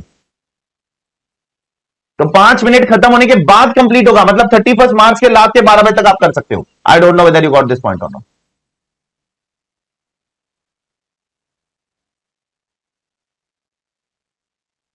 ऑन और बिफोर जनरली जहां डेट बोलना होता है ना, डेट, एक पर्टिकुलर डेट बोलनी होती है ना, वहां ऑन और बिफोर लिखते हो लोग, और एंड ऑफ द रेलेवेंट एवाई बोलना होता है, ईयर के रेफरेंस में वो लोग ऑन और बिफोर नहीं लिखते, आप चेक कर लेना। जहां पर 139(1) का रेफरेंस आएगा ना, वहां लिखेंगे on or before the due date under 139(1). Clear है? तो यहां पर 31 मार्च 2025 तक भरोगे आप, तो आपको 25% लगेगा। क्लियर है बेटा सबको? प्लीज बोल दो भाई। तो अभी इस पे एक क्वेश्चन दिखाता हूं मैं आपको, ठीक है? तो और क्लैरिटी आ जाएगी आपको, लेकिन तब तक जरा आप अपने तरफ से मुझे कुछ बोलते रहो। पहले क्या भरोगे आप? बोलिए। टैक्स, फिर इंटरेस्ट भी भर देना, फिर फीस भी भर देना। ये सब आने के बाद इन तीनों के ऊपर एडिशनल टैक्स भर देना। चेक कर लेना अपने एडिशनल आपने अपडेटेड रिटर्न कब भरा है। 12 महीने के अंदर भरा है तो 25% भर दो, और 12 महीने के बाद भरा है तो 50%। ठीक है? तो क्वेश्चन बैंक में एक क्वेश्चन है इस पर जो मैंने डाला, एब्सोल्युटली ऑब्वियसली कहीं से मिलेगा नहीं ये क्वेश्चन, ये हमारा ही क्वेश्चन है। मतलब ये क्वेश्चन मैंने भी कहीं से लिया हूं, एक्चुअली में मैंने नहीं बनाया ये क्वेश्चन भी, बट मुझे ये अच्छा लगा तो मैंने इसको ले लिया। ठीक है, फॉर योर रेफरेंस। आ जाइए पेज नंबर 32.9 पर। कहां पर? 32.9 पे सब लोग आ जाइए बेटा। 32.9 ऑफ क्वेश्चन बैंक।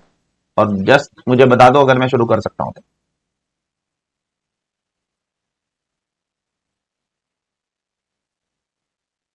वेट कर रहा हूं, ठीक है?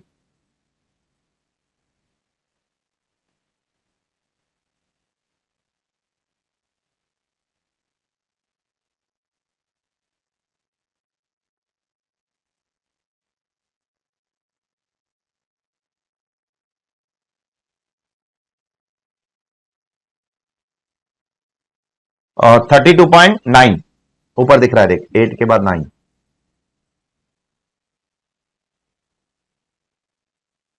मुझे बताओ तुमको क्या लगता है, अच्छा प्रोविजन है क्या बुरा है?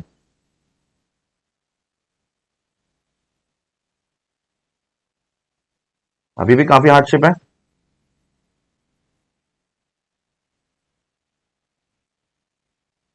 क्यों हार्डशिप है?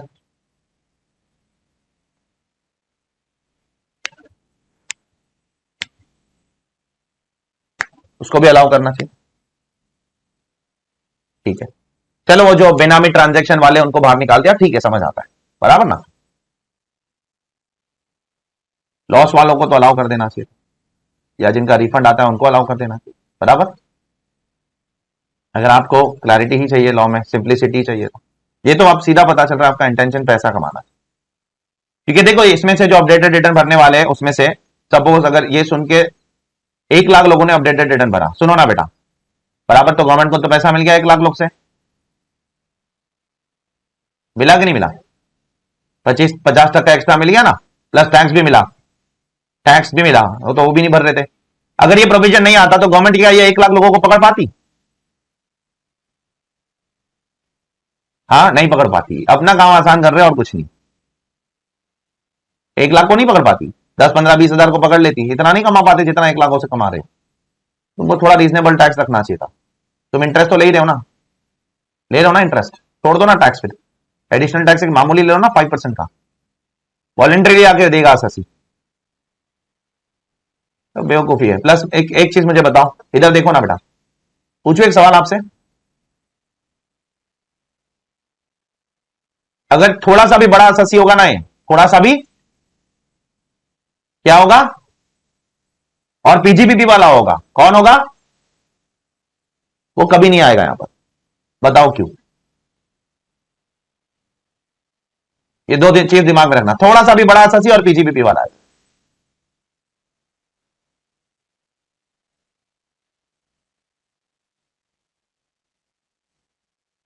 नहीं नहीं, कोई और रीजन।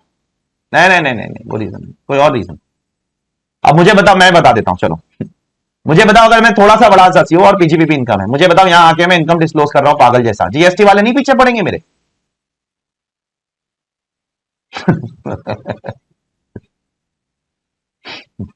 बोलो ना बेटा।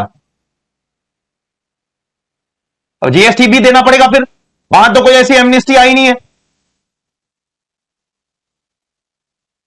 तो जीएसटी, अरे तो बचेगा क्या जेब में फिर? कुछ बचेगा जेब में? फालतू है, मेरे को तो, मेरा नजर में तो एकदम फालतू प्रोविजन। अब गवर्नमेंट देखते क्या करती है, 2 साल बाद निकाल देंगे, देखते चलो। Question number 5, X, a 34-year individual, resident individual, he does not submit his return of income. Return of income उसने भरा ही नहीं है फॉर दी AY 21-22। तो मुझे बताओ अपडेटेड रिटर्न कब तक भर सकता है वो?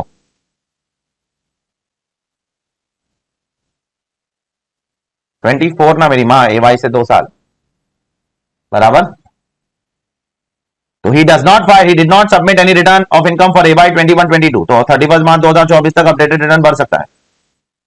Income tax department has not initiated any proceeding so far, चलेगा? अगर इनिशिएट कर देता तो नहीं भर पाता वो अपडेटेड रिटर्न, बराबर। अब कर सकता है वो। क्लियर है बेटा सबको? बोलिए। आगे बढ़ू मैं बहुत पेशेंस के साथ। He intends to submit a return of income for AY 21-22 under 139(8)(a) on 29th November 2022। कर सकता है? कर सकता है, ठीक है। अब उसका डिटेल देखो क्या है। एस्टिमेटेड इनकम कितनी है उसकी? 45,15,000 प्लस उसने कुछ थर्ड क्वार्टर में एडवांस टैक्स भरा था, ठीक है, 3 लाख का, और टीडीएस टीसीएस उसका कटा था 70,000 का। रिलीफ विलीफ कुछ नहीं है, ठीक है। बढ़ू बेटा आगे। तो audit is not required under 44AB, उसको कोई 44AB में ऑडिट की जरूरत नहीं है और किसी और लॉ में ऑडिट की जरूरत नहीं है। तो उसकी जो नॉर्मल ड्यू डेट है वो 31 जुलाई है, ठीक है, normal due date. X wants to know whether or not updated return can be submitted. बोलो यस, भर सकता है, ठीक है।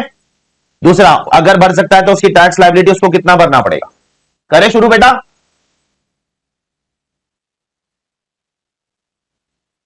शुरू करे। हाँ तो सुनो, अभी सबसे पहले उसकी इनकम आ जाएगी 45,15,000 रुपीज की उसकी इनकम है, उस पर टैक्स निकालेंगे हम लोग। वही स्लैब रेट अप्लाई करेंगे, कैलकुलेट मत करो, सब करके बैठा हूं मैं। स्लैब रेट अप्लाई करके 12,13,680 रुपए का उसका टैक्स आ जाएगा, बराबर। अब मुझे बताओ उसमें से उसको टीडीएस का क्रेडिट मिल जाएगा 70,000 का, बोलिए ना। तो ये टीडीएस रिड्यूस करने के बाद 11,43,000, उसके बाद उसको एडवांस टैक्स जो भरा है उसने पूरे साल में उसका क्रेडिट मिल जाएगा। तो वो भरने के बाद, सब कुछ करने के बाद 843,680 का उसको टैक्स भरना है, बराबर। अब मुझे बताओ टैक्स के साथ इंटरेस्ट भी भरना है। अब वही घिसी पिटी कहानी जो कल पड़ी थी। 234A कब से कब तक लगता है बताओ?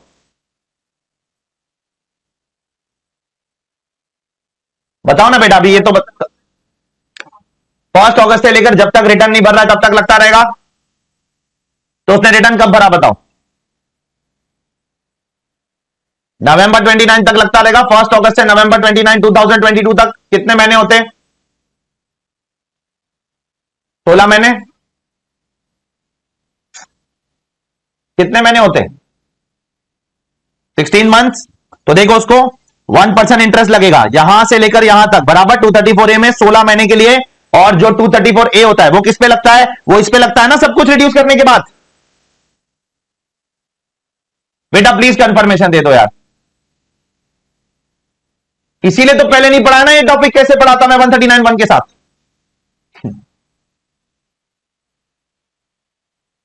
यहां तक सबको क्लियर है? Crystal clear. अब बात करते हैं हम लोग 234B भी लगेगा इसको।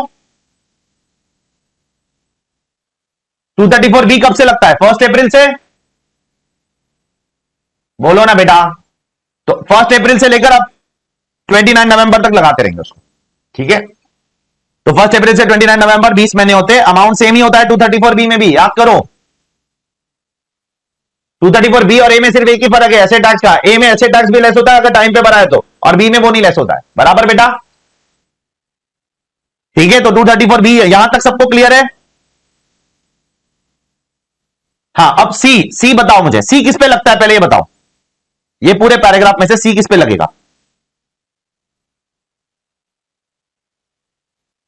मतलब इस अमाउंट पे लगेगा ना सी, 1143 पे, पक्का। अब पहले क्वार्टर में उसने एडवांस टैक्स भरा है क्या? पहले क्वार्टर में कुछ नहीं भरा है, दूसरे क्वार्टर में भी नहीं भरा है, तीसरे क्वार्टर में भी नहीं भरा है, चेक करो 15 दिसंबर तक। चौथे क्वार्टर में उसको 3 लाख का क्रेडिट मिल जाएगा, क्लियर है। तो पहले क्वार्टर में उसका 1143 का 15% पे 3%, 3% मतलब 3 महीने का 1%। बेटा ऑनलाइन वालों प्लीज बता दो यार। दूसरे क्वार्टर में 45% 3 महीने के लिए, तीसरे क्वार्टर में 75% 3 महीने के लिए, और चौथे क्वार्टर में 100%, लेकिन उसमें से अब 3 लाख लेस हो जाएगा, क्लियर है। और सिर्फ 1 महीने के लिए, सिर्फ 1 महीने के लिए, क्लियर है। लास्ट क्वार्टर में 1 मंथ ही होता है मेरी मां, ये मत पूछ अभी, वो कल ही बोला था मैं, बराबर ना। ठीक है, ये सब करने पे उसको 234C आ गया। उसके बाद 5,000 रुपए की फी भरने बोलो उसको, बराबर। तो अब this plus this plus this plus this plus this is the total tax he will pay, including fee and interest, including fee and interest. अब उसने रिटर्न कब भरा है बताओ, 12 महीने के अंदर भरा है कि 24 महीने के अंदर? 12 महीने में रिटर्न भर दिया, तो अब उसको इस अमाउंट पे 25 तक का टैक्स देना पड़ेगा। I hope it is clear to all of you. तो टोटल उसको 15,08,910 रुपए का प्रूफ देना पड़ेगा कि उसने भर दिया है, तभी ही अपडेटेड रिटर्न अपलोड होगा, नहीं तो अपलोड नहीं होगा। I hope it is 100% clear to everyone.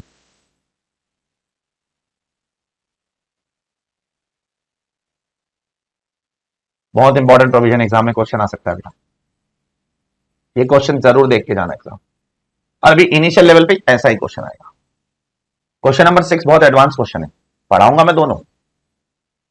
Is everyone clear? बोल दो प्लीज, पक्का। तो अपन ने वही किया जो अपन पढ़ रहे हैं, क्या किया? टैक्स निकाला, उसका इंटरेस्ट निकाला, उसका फी निकाला, और फिर बाद में सब का टोटल करके उस पर 25% भर दिया। और अगर वो 12 महीने के बाद अपडेटेड रिटर्न भरता तो 50% भरवाते। क्लियर? अब आगे बढ़ते हम लोग towards the second part of this section. ये यहां पर क्या अपन ने असम्पशन लिया था? असम्पशन ये लिया था कि एसएससी ने पहले रिटर्न भरा ही नहीं है, पहला रिटर्न डायरेक्ट अपडेटेड रिटर्न भर रहा है, बराबर। अब ऐसा भी तो हो सकता है उसने पहले रिटर्न भरा है, उस रिटर्न में उसने 20 लाख इनकम दिखाया था, 4 लाख टैक्स भरा था, अब उसको और 30 लाख इनकम दिखाना है एक्स्ट्रा, 30 लाख अलग से, हो सकता है। तो अब इसमें क्या करना है, चलो पढ़े। अरे पढ़े क्या? ठीक है। Where an assessee has furnished return earlier, आराम से, if an assessee has furnished return under section 139(1), पहले उसने नॉर्मल रिटर्न भरा है, बिलेटेड रिटर्न भरा है, 139(5) भरा है, herein referred as earlier return, अब से उसको हम अर्लियर रिटर्न भरेंगे। He before submitting an updated return is liable to pay what, सबसे पहले उसको क्या भरना पड़ेगा बोलो? टैक्स ड्यू, टुगेदर विद दूसरी चीज क्या भरनी पड़ेगी? Interest payable under any provision of the act for any default or delay in payment of what? Advance tax, बराबर बराबर। अब देखो यहां पर गवर्नमेंट ने उसको वापस से फी भरने नहीं बोला है, चेक करो, ऊपर फी भी था, तो अब यहां पर फी मत लेना, ठीक है। और delay in payment of advance tax along with payment of additional tax as reduced by the amount of interest paid in the earlier return, the tax payable shall be computed after considering the following thing, ठीक है। तो अब इसको हम लोग को वापस से एक बार पढ़ना पड़ेगा, इसके अंदर बहुत बारीक बारीक चीजें दी गई है, जरा आराम से सुनना। पहले कंडीशन क्या है? पहले 20 लाख की इनकम दिखा दिया 139(1) में, अभी और मुझे क्या दिखाना है? और 30 लाख की इनकम दिखाना है मुझे अपडेटेड रिटर्न के अंदर, तो टोटल मेरी इनकम कितनी हो जाएगी? 50 लाख हो जाएगी, ठीक है। तो हाँ, इनकम बढ़ेगी तो गवर्नमेंट को कोई दिक्कत नहीं है, घटा के मत आना। 20 लाख की इनकम पहले दिखाया था, अपडेटेड रिटर्न में 12 लाख रुपए दिखाने का, तो गवर्नमेंट भगा देगी, बराबर। हाँ, लेकिन इनकम बढ़ाओगे तो गवर्नमेंट भगाएगी नहीं, स्वागत करेगी आपका। तो आराम से पढ़ते हैं। If an assessee has furnished return under section 139(1), 4 and 5 referred to as earlier return, he before submitting the updated return is liable to pay, सबसे पहले टैक्स, उसके बाद together with interest payable under any provision of this act for default or delay in payment of advance tax, ठीक है, along with the payment of additional tax as reduced by the amount of interest paid in the earlier return। हो सकता है आपने पहले interest भरा होगा कि नहीं भरा होगा, बताइए मुझे। अरे भाई ऊपर वाले केस में पहले रिटर्न ही नहीं भरा था तो इंटरेस्ट कहां से भरोगे? यहां पर पहले रिटर्न भरा है ना, हो सकता है आपने इंटरेस्ट भी भरा होगा पहले। The tax payable shall be computed, यहां पर सिर्फ एक मिस्टेक है, वो मैं बता देता हूं क्या एक चीज मिसिंग है यहां पर, वो क्या है मैं बता देता हूं आपको। The tax payable shall be computed after considering the following. तो अभी आपको पहले टैक्स भरना है, फिर से इंटरेस्ट भरना है, वो सब भरना है, और उसके बाद में क्या करना है आपको, पीछे जाके एडिशनल टैक्स भी भरना है 25 का 50 का। अब आराम से सुनना टैक्स पेबल कैसे आएगा। अब यहां लंबी चीज कहानी लिखनी है तुमको, मैं बताता हूं क्या कहानी, मैं भी उसको देख के ही बोलता हूं, कोई मिस्टेक ना हो जाए ताकि मुझसे, ठीक है। अब ये जो टैक्स पेबल है वो आप कैसे निकालोगे? After considering the following what all things. पहला point, the amount of relief for tax referred to in 140A1, credit for which has been taken in the return earlier, underline credit for which has been taken in the return earlier, underline करो उसको। और आप बोलोगे यहां पर 140A1 में क्या refer है सर, मैं आपको यहां लिस्ट दे रहा हूं उसकी, उसके लिए आपको प्रैक्टिकली 140A1 में जाकर देखना पड़ेगा क्या क्या आता है। इसमें क्या क्या आता है सर 140A1 में, लिखो इधर। टीडीएस आता है जिसका पहले क्रेडिट ले लिया है, टीसीएस आता है जिसका पहले क्रेडिट ले लिया है, 89, 90, 90A, 91 की रिलीफ जिसका पहले क्रेडिट ले लिया है। बहुत आराम से सुनना बेटा, ये यही असली दुख है। 115JAA या 115JD जो तुम्हारा मैट एएमटी है जिसका पहले क्रेडिट ले लिया है, ठीक है, या any other tax paid earlier.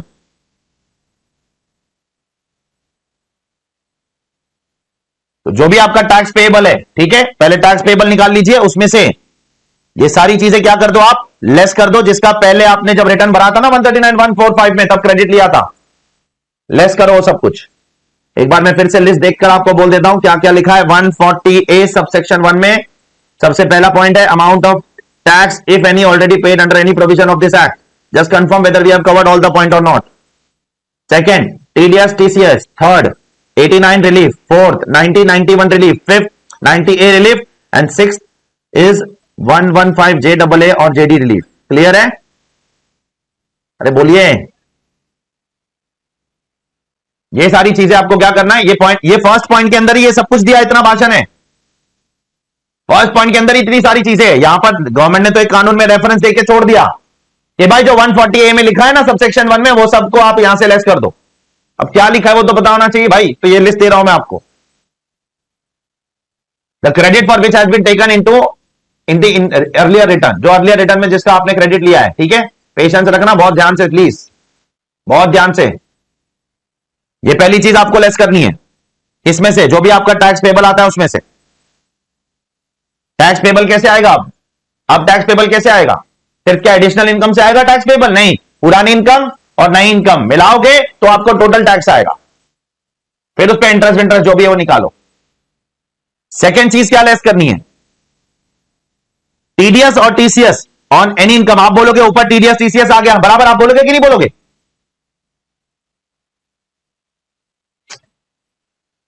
तो अब यहां से वापस से क्यों निकाल रहे हो, रीजन पूरा पढ़ोगे तो समझ में आ जाएगा। TDS and TCS on any income which is subject to deduction or collection and which is taken into account in computing the total income and underline which has not been claimed in earlier return। तो तुमने जो पहले 139(1), 139(4), 139(5) का return भरा था उस time पे ये TDS TCS का क्रेडिट नहीं लिया था। क्यों नहीं लिया था?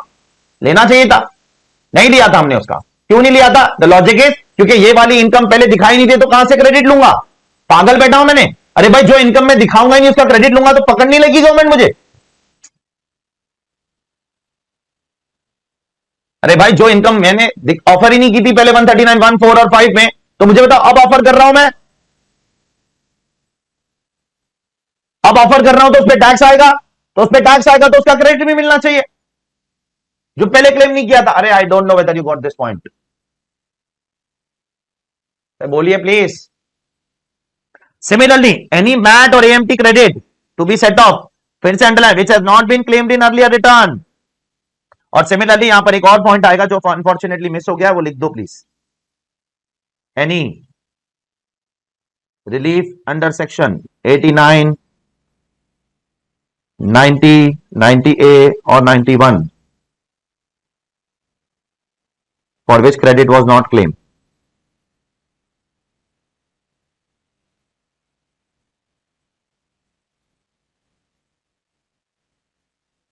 जिसके लिए आपने पहले क्रेडिट नहीं लिया है। तो देखो बेटा, ये पूरे पॉइंट को आप दो पार्ट में सेग्रीगेट करो, point number 1 and point number 2 3 4। How point number 1 is different for point number 2 3 4? भाई पॉइंट नंबर 1 में वो टीडीएस लो, वो एडवांस टैक्स लो, सॉरी वो टीडीएस लो, वो 89 लो, वो 90 लो, वो 90 लो, वो 91 लो, वो रिलीफ लो, जो आपने पहले क्या किया था, बोलिए, क्रेडिट ले लिया था। और पॉइंट नंबर 2 3 4 में वो रिलीफ लो, वो टीडीएस लो, वो मैट क्रेडिट लो, वो एएमटी क्रेडिट लो, जिसका आपने पहले क्रेडिट नहीं लिया था लेकिन अब लेना पड़ेगा क्योंकि आप उस पर टैक्स भर रहे हो। आई don't know whether you got this point or not. बोलिए बेटा, प्लीज बोलो, प्लीज बोलो, क्लियर है?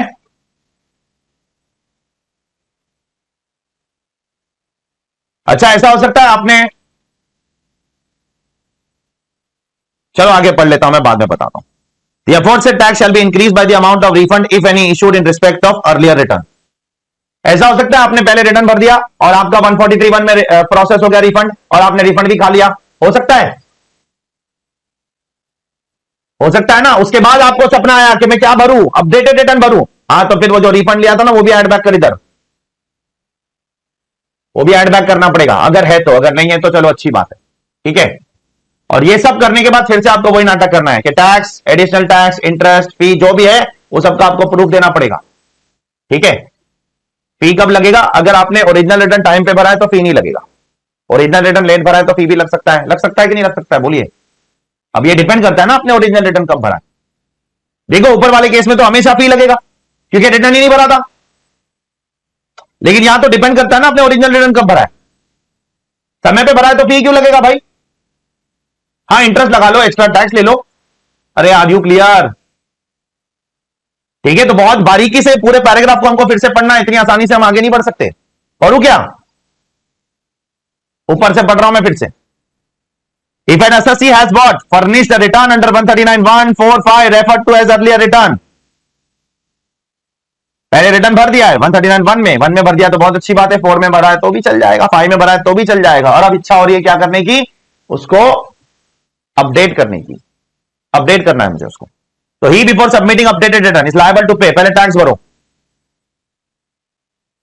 इंटरेस्ट भरो जो एडवांस टैक्स के डिले और डिफॉल्ट की वजह से आता है, एडिशनल टैक्स भी भरो, ठीक है। अब टैक्स भरते समय आपको क्या करना पड़ेगा?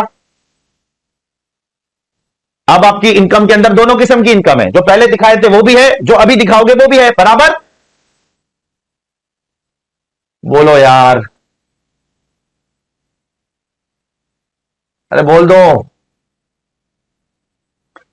हाँ, तो एनी टैक्स, तो उस जो पहले दिखाए थे उसमें क्या क्या हो सकता है? टीडीएस हो सकता है, रिलीफ हो सकता है, MAT credit, tax paid earlier को आप बोल सकते हो अब एडवांस टैक्स से पहले भरा था, हो सकता है ना, बराबर? और जो अभी अभी दिखाने वाले हो जिसका क्रेडिट पहले नहीं लिया था, ठीक है, वो भी लेस करो। टीडीएस इसका क्रेडिट पहले नहीं लिया था, लेस करो। मैट एएमटी जिसका क्रेडिट पहले नहीं लिया था, लेस करो। रिलीफ 89 90 90 91 पहले क्रेडिट नहीं लिया था, वो भी लेस करो क्योंकि अब आपकी इनकम में दोनों इनकम है। और बीच में अगर कुछ रिफंड मिला है तो एड बैक कर दो, तो वो एक्सेप्शनल केस है, उसको छोड़ो। उसके बाद जो भी आएगा टैक्स, एडिशनल टैक्स, इंटरेस्ट, फी डिपेंड करता है, मैं नहीं बोलूंगा हमेशा आएगा फी। आपको क्या करना पड़ेगा वो बोलिए, आपको वो भरना पड़ेगा। ये सब भरोगे, प्रूफ दोगे तो अपडेटेड रिटर्न भर पाओगे। उसके बाद आपको क्या करना है? आपको रिटर्न भरना है। रिटर्न भरते समय आपको एडिशनल टैक्स देना है, फिर से वही देखना है कब भरा आपने। 12 महीने के अंदर भर दिया तो 25%, 12 महीने के बाद भरा तो 50%। Is everyone clear with this? जल्दी बोलिए बेटा, ठीक है। अब मुझे बताओ, यहां पर अपन ने 234B निकाला था, यहां पर निकाला था कि नहीं निकाला था? अरे बोलो, 234ABC निकाला था कि नहीं निकाला था?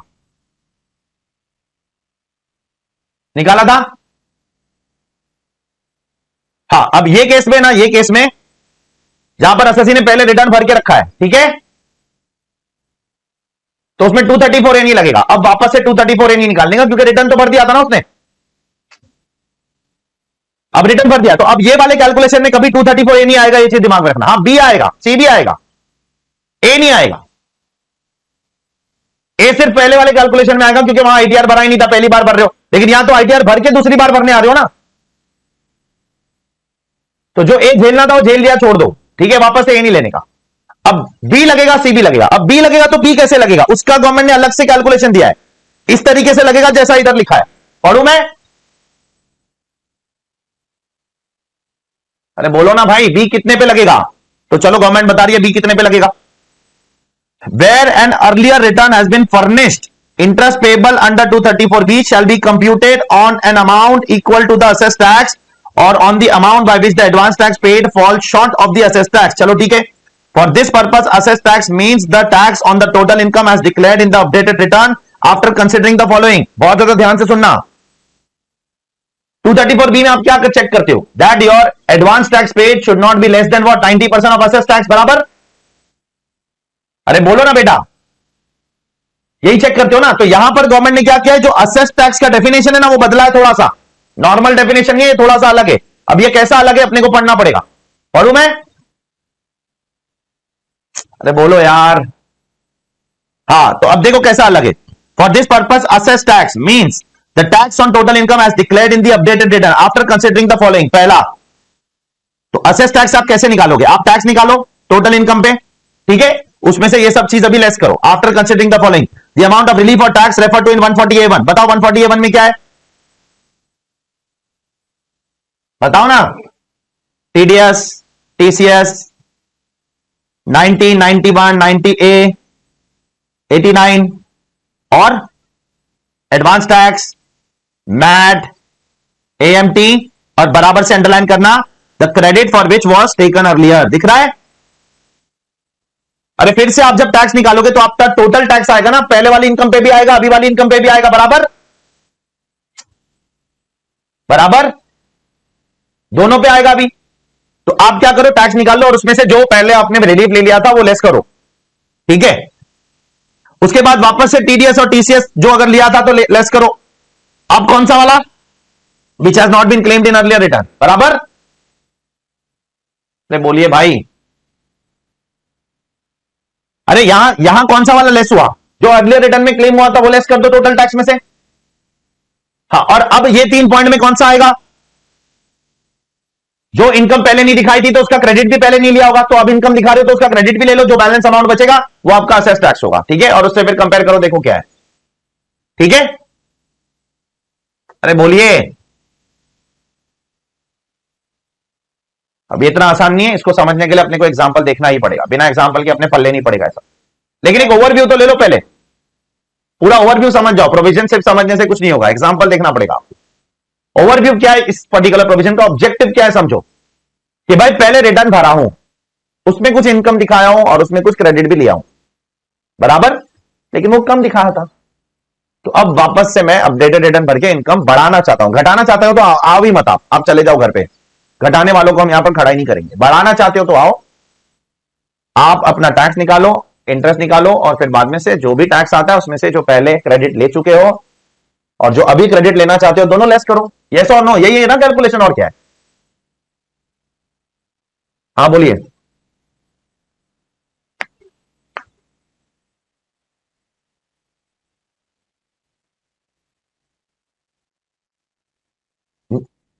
हाँ बोलिए ना।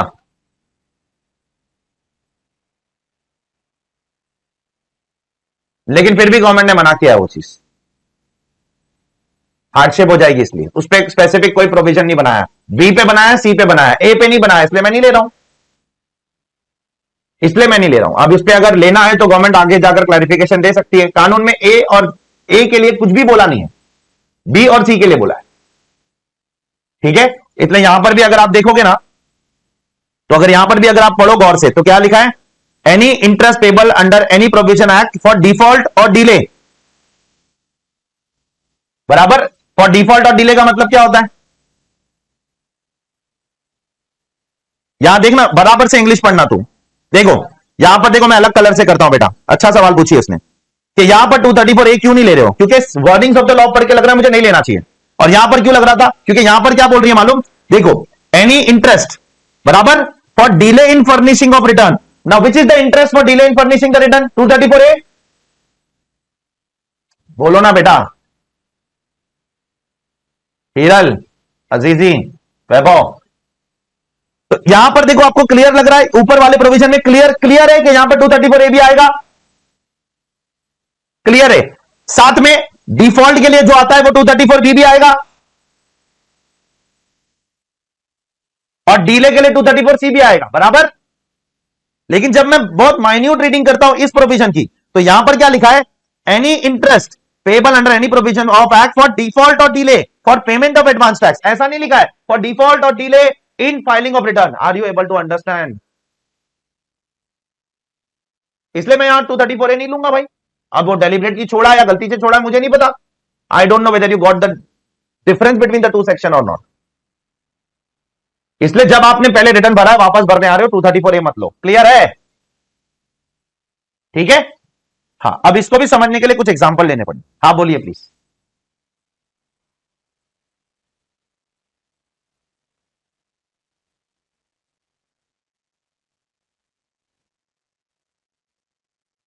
क्यों नहीं ले पाएंगे?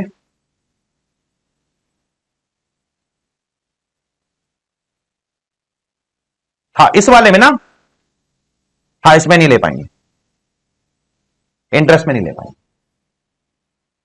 वो हो सकता है, मे बी रीजन ये हो सकता है कि आपको वो पर्टिकुलर चीज अरियर्स ऑफ सैलरी का लिए मिलती है ना, तो वो रिस्पेक्टिव ईयर में ही आपको ले लेना चाहिए था, मे बी वो रीजन हो सकता है। ठीक है, नाउ इस भयंकर चीज को, हाँ हाँ उस पर मैं अभी ज्यादा बात नहीं करूंगा बेटा, वो एफटीसी के लिए मैं अभी साइलेंट हूं, जब वो इंटरनेशनल टैक्स आएगा तब देखते।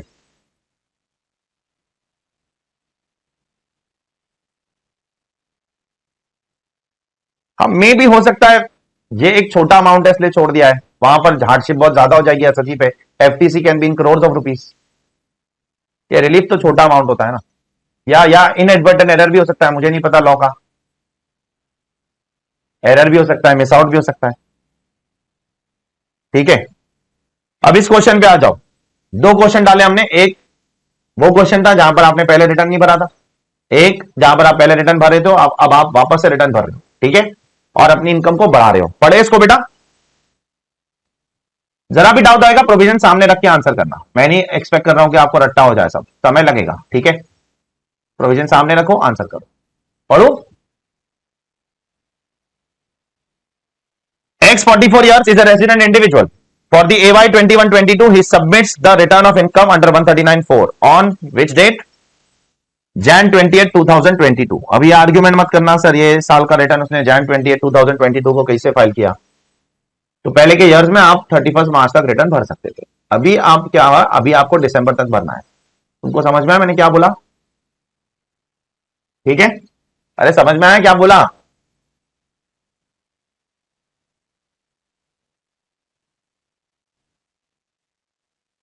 बोलो प्लीज। तो ये मत बोलना कि सर 20 जनवरी को तो रिटर्न भरा ही नहीं जा सकता है सर, बिलेटेड रिटर्न का लास्ट डेट तो 31 दिसंबर 2021 होगा ना सर। अरे वो अभी अभी हुआ है, लास्ट ईयर चेंज हुआ है, पहले नहीं था वो, ये AY 21-22 की बात चल रही है, दिख रहा है क्या तुमको? ठीक है, तो उसके अंदर मत घुसो, चलेगा, वो पुराने ईयर्स में पहले भी भर सकते, लेट भी भर सकते थे आप, 31 मार्च तक टाइम था।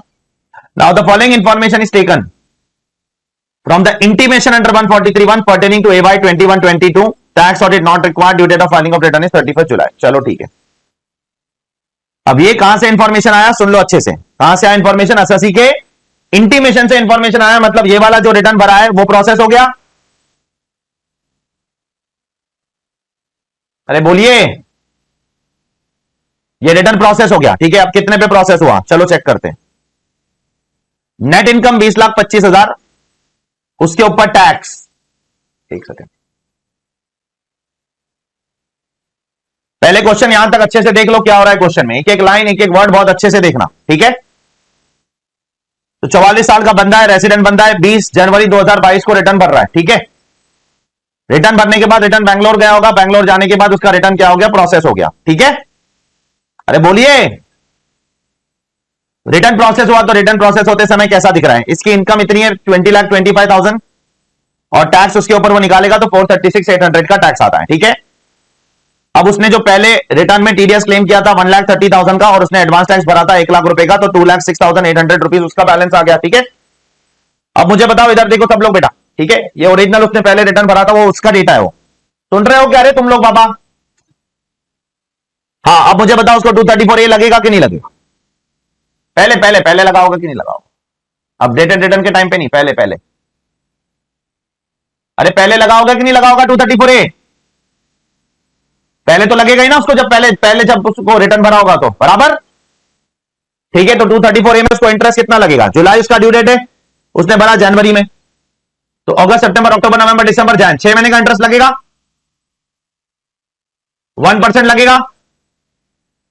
कौन से अमाउंट पे लगेगा बताओ इसमें से?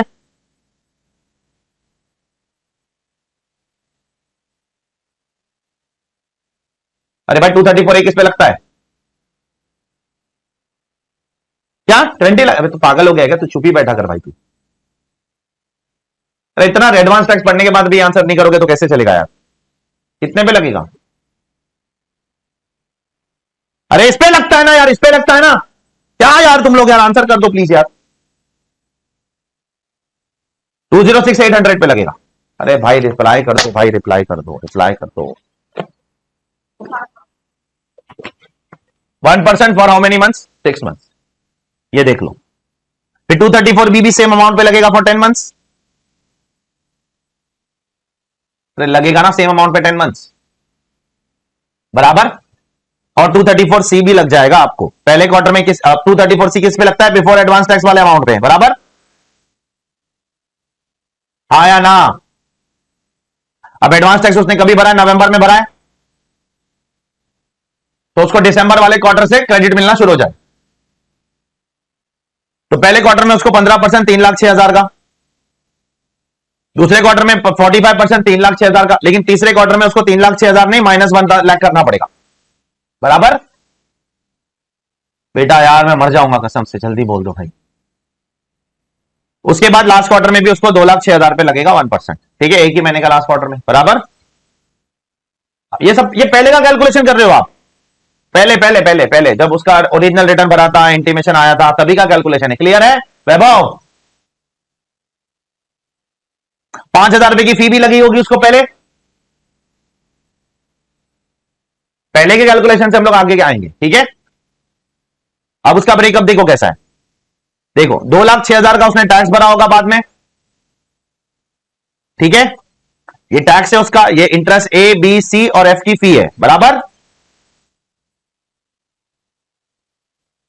और मान लो जब उसका रिटर्न प्रोसेस हुआ या उसने जब रिटर्न भरा, date of filing of return है ना ये, उसने उस दिन ये सारा का सारा टैक्स किया था, पे कर दिया था। चेक करो, यहां तक क्लियर है सबको? यहां तक कुछ भी मैंने अपडेटेड रिटर्न के बारे में नहीं पढ़ा, ये कल जो पढ़ाया था वो है। अरे बोल दो भाई।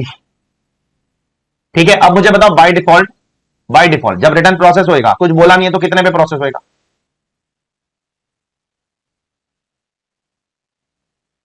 कितने पे प्रोसेस होएगा? कुछ बोला नहीं है तो। अरे भाई ये आपने रिटर्न भरा 20 तारीख को, ठीक है। ये 20 तारीख को आपने रिटर्न भरा, उसके बाद रिटर्न प्रोसेस हुआ, आपने रिटर्न भरा तो इतना टैक्स भरा, ठीक है, इंटरेस्ट भरा, फी भरा, उसके बाद नील हो गया सब। अब जब कुछ नहीं बोलेगा तो यहां इंटीमेशन में क्या आएगा? सेम आएगा, बराबर। तो नील कर दो इधर, नील कर दू। यहां तक क्लियर है सबको? चलो ये सब कुछ हो गया और अभी आप शांति से सो गए, ठीक है। अब आप आगे जाके जाग सकते हो, आपका जमीर जागा अंदर से। और अब आपको क्या लग रहा है देखो, फॉर AY 21-22 उसको लग रहा है कि गलती हो गई। X wants to declare an additional income of how much? 35,50,000 which was not included in the original return by mistake of his accountant. Accountant की गलती की वजह से वो इनकम इंक्लूड, बोलिए, नहीं हो पाई। TDS against this income is rupees 2,80,000 as per form number 26AS which was also not claimed in the original return. तो इनकम ही मिस हो गई तो TDS भी मिस हो गई एसएससी से, ठीक है। Now he wants to know tax implication if he submits the updated return on 10th of March 2024. कौन से साल का अपडेटेड रिटर्न है ये चेक करो।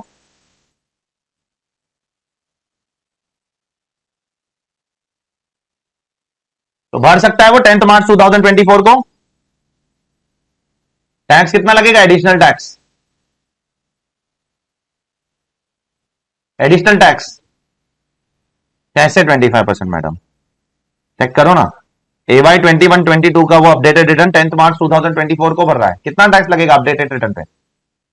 लाउडर 50%। 25 वाली कहानी खत्म हो गई 2023 में, बराबर। वैभव वैभव वैभव कहां पर है? आवाज आ रही है कि नहीं? ठीक है, अब सुनो आराम से, गाई नहीं, पेशेंस, यहीं से तो असली कहानी शुरू होगी। तो अब मुझे बताओ, दोनों इनकम इंक्लूड करके मुझे टैक्स निकालना पड़ेगा, बोलो ना बेटा। अब मैं कौन सा कैलकुलेशन कर रहा हूं पता है? इधर देखो, कौन सा वाला? ये वाला कैलकुलेशन कर रहा हूं, दिख रहा है? पक्का ना? ठीक है, अब ये कैलकुलेशन करते समय आपको 234A नहीं लेना, ये दिमाग में रखना, ठीक है। अब मैं दोनों इनकम इंक्लूड कर रहा हूं। अब वो गलती से भूल गए गवर्नमेंट या जानबूझ के भूले, मुझे नहीं पता, क्योंकि लेकिन उधर लिखा नहीं है। उधर क्या लिखा है? Take tax, take interest. Interest for what? Interest for delay in furnishing, delay in payment of advance tax or default in payment of advance tax. Interest on delay in furnishing of return नहीं लिखा है उधर, बराबर। अरे बोलिए, तो मैं जबरदस्ती काय को लूं उसको?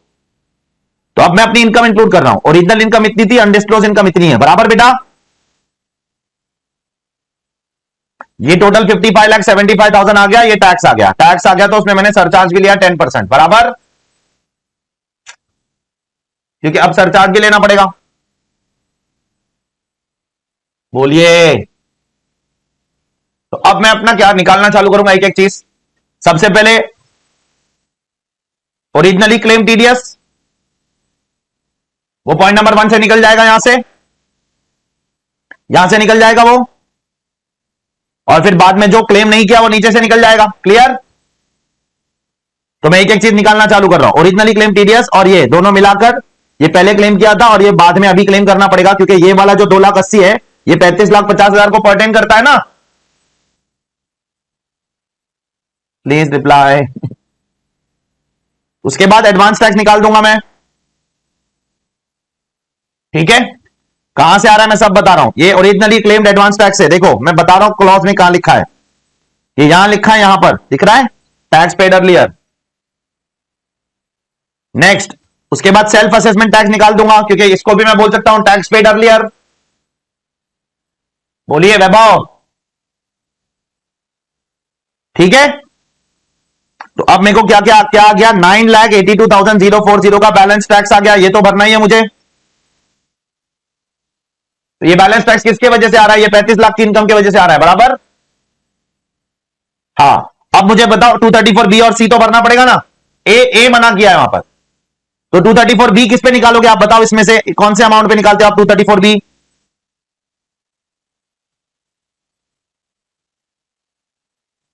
टू 234B किस पे निकालते हो आप? ये 1188 पे निकालोगे ना बेटा, before self assessment tax, yes और नो? चेक करो। तो अब जरा बारीकी से देखना यहां पर, ठीक है। अच्छा, और 234B कब से कब तक लगता है बताओ? 1 अप्रैल से लेकर, बोलो ना बेटा, 10 मार्च 2024 तक लगता रहेगा। ऑनलाइन वालों प्लीज ईमानदारी से बोल दो, लगता रहेगा। अब यहां पर बारीकी से देखना, सही बात है 1188 पे लगेगा, ठीक है। लेकिन 1188 पे कब से लगेगा? कल का लॉजिक जो कल पढ़ा था, 1 अप्रैल से आप चालू करो 1% पर मंथ, और 20 जनवरी 2022 तक आप क्या करो? 1188 पे लगाओ। उसके बाद मुझे बताओ, क्या 2,06,000 रुपया मैंने 20 जनवरी 2022 को भर दिया था? कल वाला लॉजिक, 20 जनवरी 2022 को मैंने क्या 2,06,800 रुपया भरा था कि नहीं भरा था ऐसे टैक्स के तौर पे? ये वाला अमाउंट भर दिया था ना पहले, ये पे हो गया था 20 जनवरी को। तो मुझे बताओ, अब भी 20 जनवरी के बाद 10 मार्च तक उस अमाउंट पे तो आप नहीं लगा सकते हो ना मुझको वापस से इंटरेस्ट। अरे यार, आर यू क्लियर? तो 20 जनवरी के बाद मैं 982 पे लगाऊंगा, चेक करो। आई don't know whether you got this point or not. जैसे कल हुआ था, पहले 9 महीने का अलग और फिर 6 महीने का अलग, क्योंकि 9 महीने बाद आपने 50,000 का टैक्स भर दिया था ऐसे टैक्स। क्लियर है? ये बहुत कॉम्प्लिकेटेड इशू है, एग्जाम में मुझे नहीं लगता इतना कॉम्प्लिकेटेड, बेसिक वाला आएगा पिछले क्वेश्चन जैसा, बट अपने को प्रोविजन तो समझना पड़ेगा यार, छोड़ नहीं सकते, नई चीज है, ठीक है। अब बताओ 234B सबको क्लियर है बेटा? मैं मानता हूं 20 पे लगता है, मैं मानता हूं, लेकिन 20 जनवरी 2022 को जब मैंने भर दिया हूं 2,06,800, तो उसके बाद के पीरियड में उस अमाउंट पे नहीं लग सकता है मुझे भी। हाँ, अब सी किस पे लगता है बताओ इस पूरे ऑर्डर में से? सी बिफोर एडवांस टैक्स आएगा, बराबर। उसमें से कुछ एडवांस टैक्स भरा उसने, गरीब ने कभी भरा है? नवंबर में भरा है, तो तीसरे क्वार्टर से उसको रिलीफ मिलेगा, बराबर। तो पहले क्वार्टर में तो कोई रिलीफ नहीं मिलने वाला है, दूसरे क्वार्टर में भी कुछ नहीं, तीसरे क्वार्टर में उसको मिलेगा और चौथे क्वार्टर में भी उसको मिल जाएगा। क्लियर है? बोलो यार, ठीक है। तो अब मुझे बताओ, ये इसका इंटरेस्ट 234 का हो गया, और ये इसका इंटरेस्ट 234 का हो गया, और ये इसका टोटल इंटरेस्ट हो गया, बराबर। जल्दी बोलो, अब इसका टोटल इंटरेस्ट कितना हो गया? यहां पर मैं देख रहा हूं, देखो 374 प्लस 61,085, 374 प्लस 61,085। सबर करो, कुछ दिमाग मत लगाओ ज्यादा। टोटल इंटरेस्ट इसका 435,285 हो गया।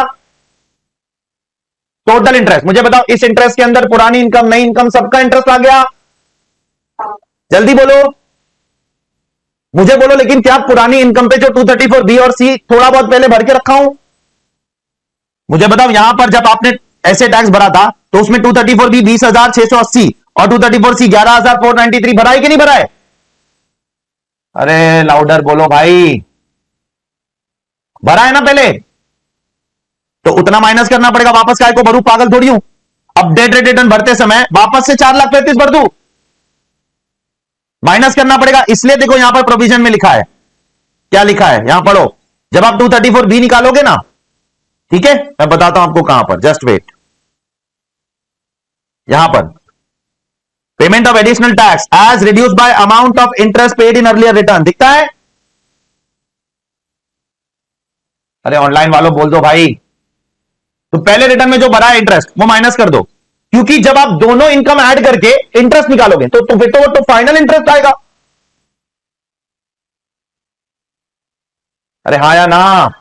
तो उस फाइनल इंटरेस्ट में से आप वापस से थोड़ी भरोगे टैक्स, वो पहले जो भर के रखे हो माइनस कर दो, माइनस कर दिया, ठीक है।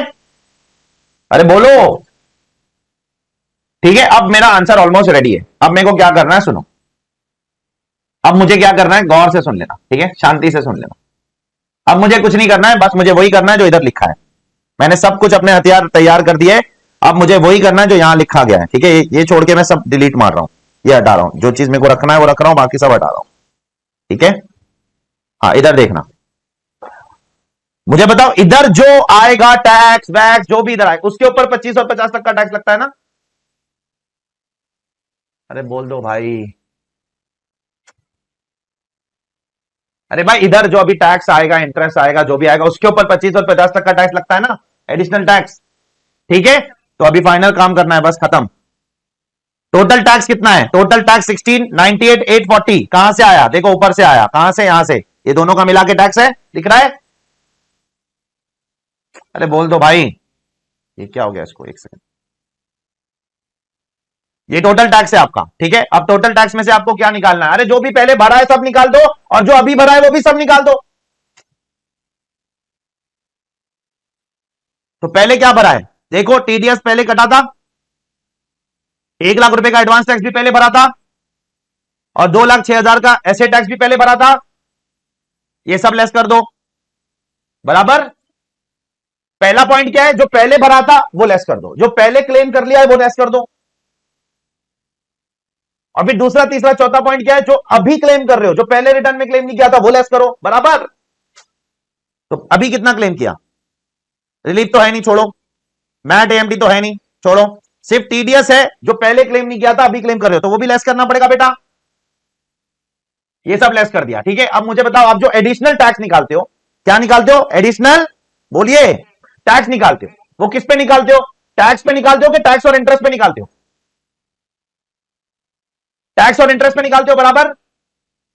अब आपका जो टोटल इंटरेस्ट है वो ये अमाउंट है, यहां देखो ना बेटा, ये आप ये फॉर्मेट पढ़ो ना पूरा, ये पूरा पढ़ो। एडिशनल टैक्स आपको किस पे निकालना है, पूरा पढ़ो वापस से। If N assessee has furnished a return under section 139(1), 4 और 5, अपने एग्जांपल में उसने 139(4) में भरा है, he before submitting the updated return is liable to pay the tax due together with interest payable under any provision of the act for any default or delay in payment of advance tax, along with what? Along with payment of additional tax as reduced by the amount of what? Interest paid earlier, the tax payable shall be computed after considering the following. ये सब less करने के बाद tax payable निकालोगे। Therefore यहां पर जो tax का डेफिनेशन है वो क्या है, tax plus interest under 234 B and C, not A, minus पहले बी एंड सी जो भरा था वो लेस करो, और फिर बाद में नीचे से ये सब भी लेस कर दो। बराबर। तो देखो यहां पर आप अपने सामने ये बुक, ये पेज सामने रखो और देखो मैं आपको प्रूव करके बताता हूं, मैं वही कर रहा हूं इस क्वेश्चन के अंदर।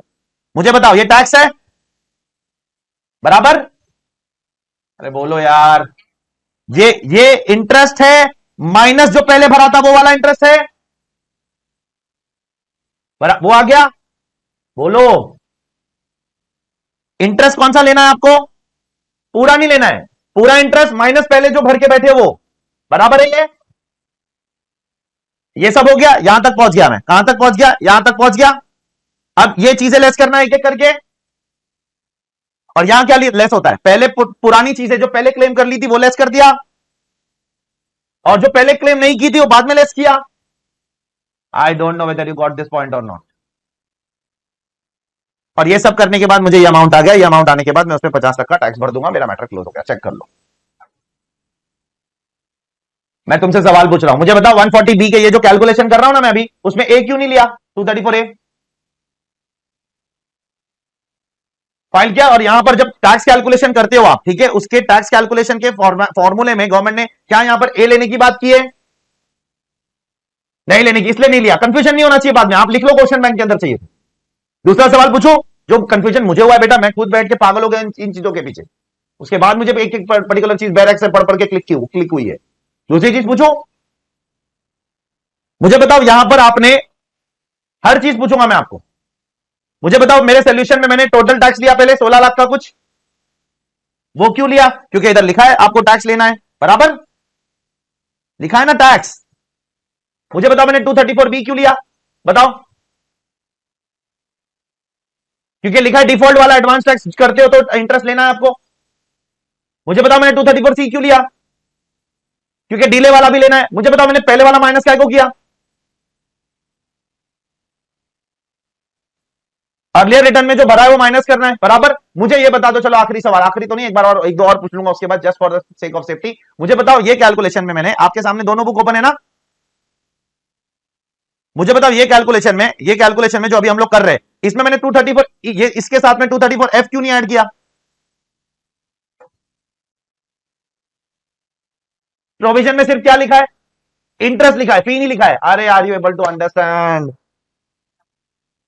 बोलो ना बेटा, फी नहीं लिखा है। तो मुझे बताओ यहां पर प्रोविजन में क्या क्या नहीं लिखा है, 234A नहीं लिखा है और 234F भी नहीं लिखा है, सिर्फ बी और सी लेना है। और बी और सी भी कैसे लेना है, आप ले लो और पहले वाला माइनस कर दो। I hope everyone is clear now, बराबर। अच्छा मुझे बताओ मैंने एडवांस टैक्स क्यों लेस किया नीचे से, क्योंकि पहले भरा है तो लेस करना पड़ेगा। मुझे बोलो मैंने पुराना वाला टीडीएस क्यों लेस किया, पहले क्लेम किया वो लेस करना है। मुझे बोलो मैंने जो पहले क्लेम नहीं किया था वो क्यों लेस किया,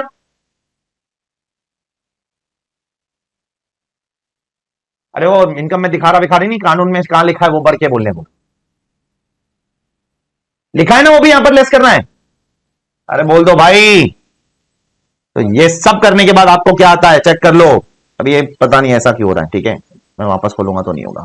आपको आ जाता है ये टैक्स और इंटरेस्ट, और इस पे आपको क्या करना है बोलिए, इस पे आपको 50% क्या करना है, एडिशनल टैक्स। 50% काय को, क्योंकि 24 महीने के जस्ट 20 दिन पहले भर रहे हो आप, बराबर। आपका 24 महीना मार्च में खत्म होता है, आप 10 मार्च को भर रहे हो, इसलिए 50% टैक्स देना पड़ेगा इस पे। I hope everyone is clear.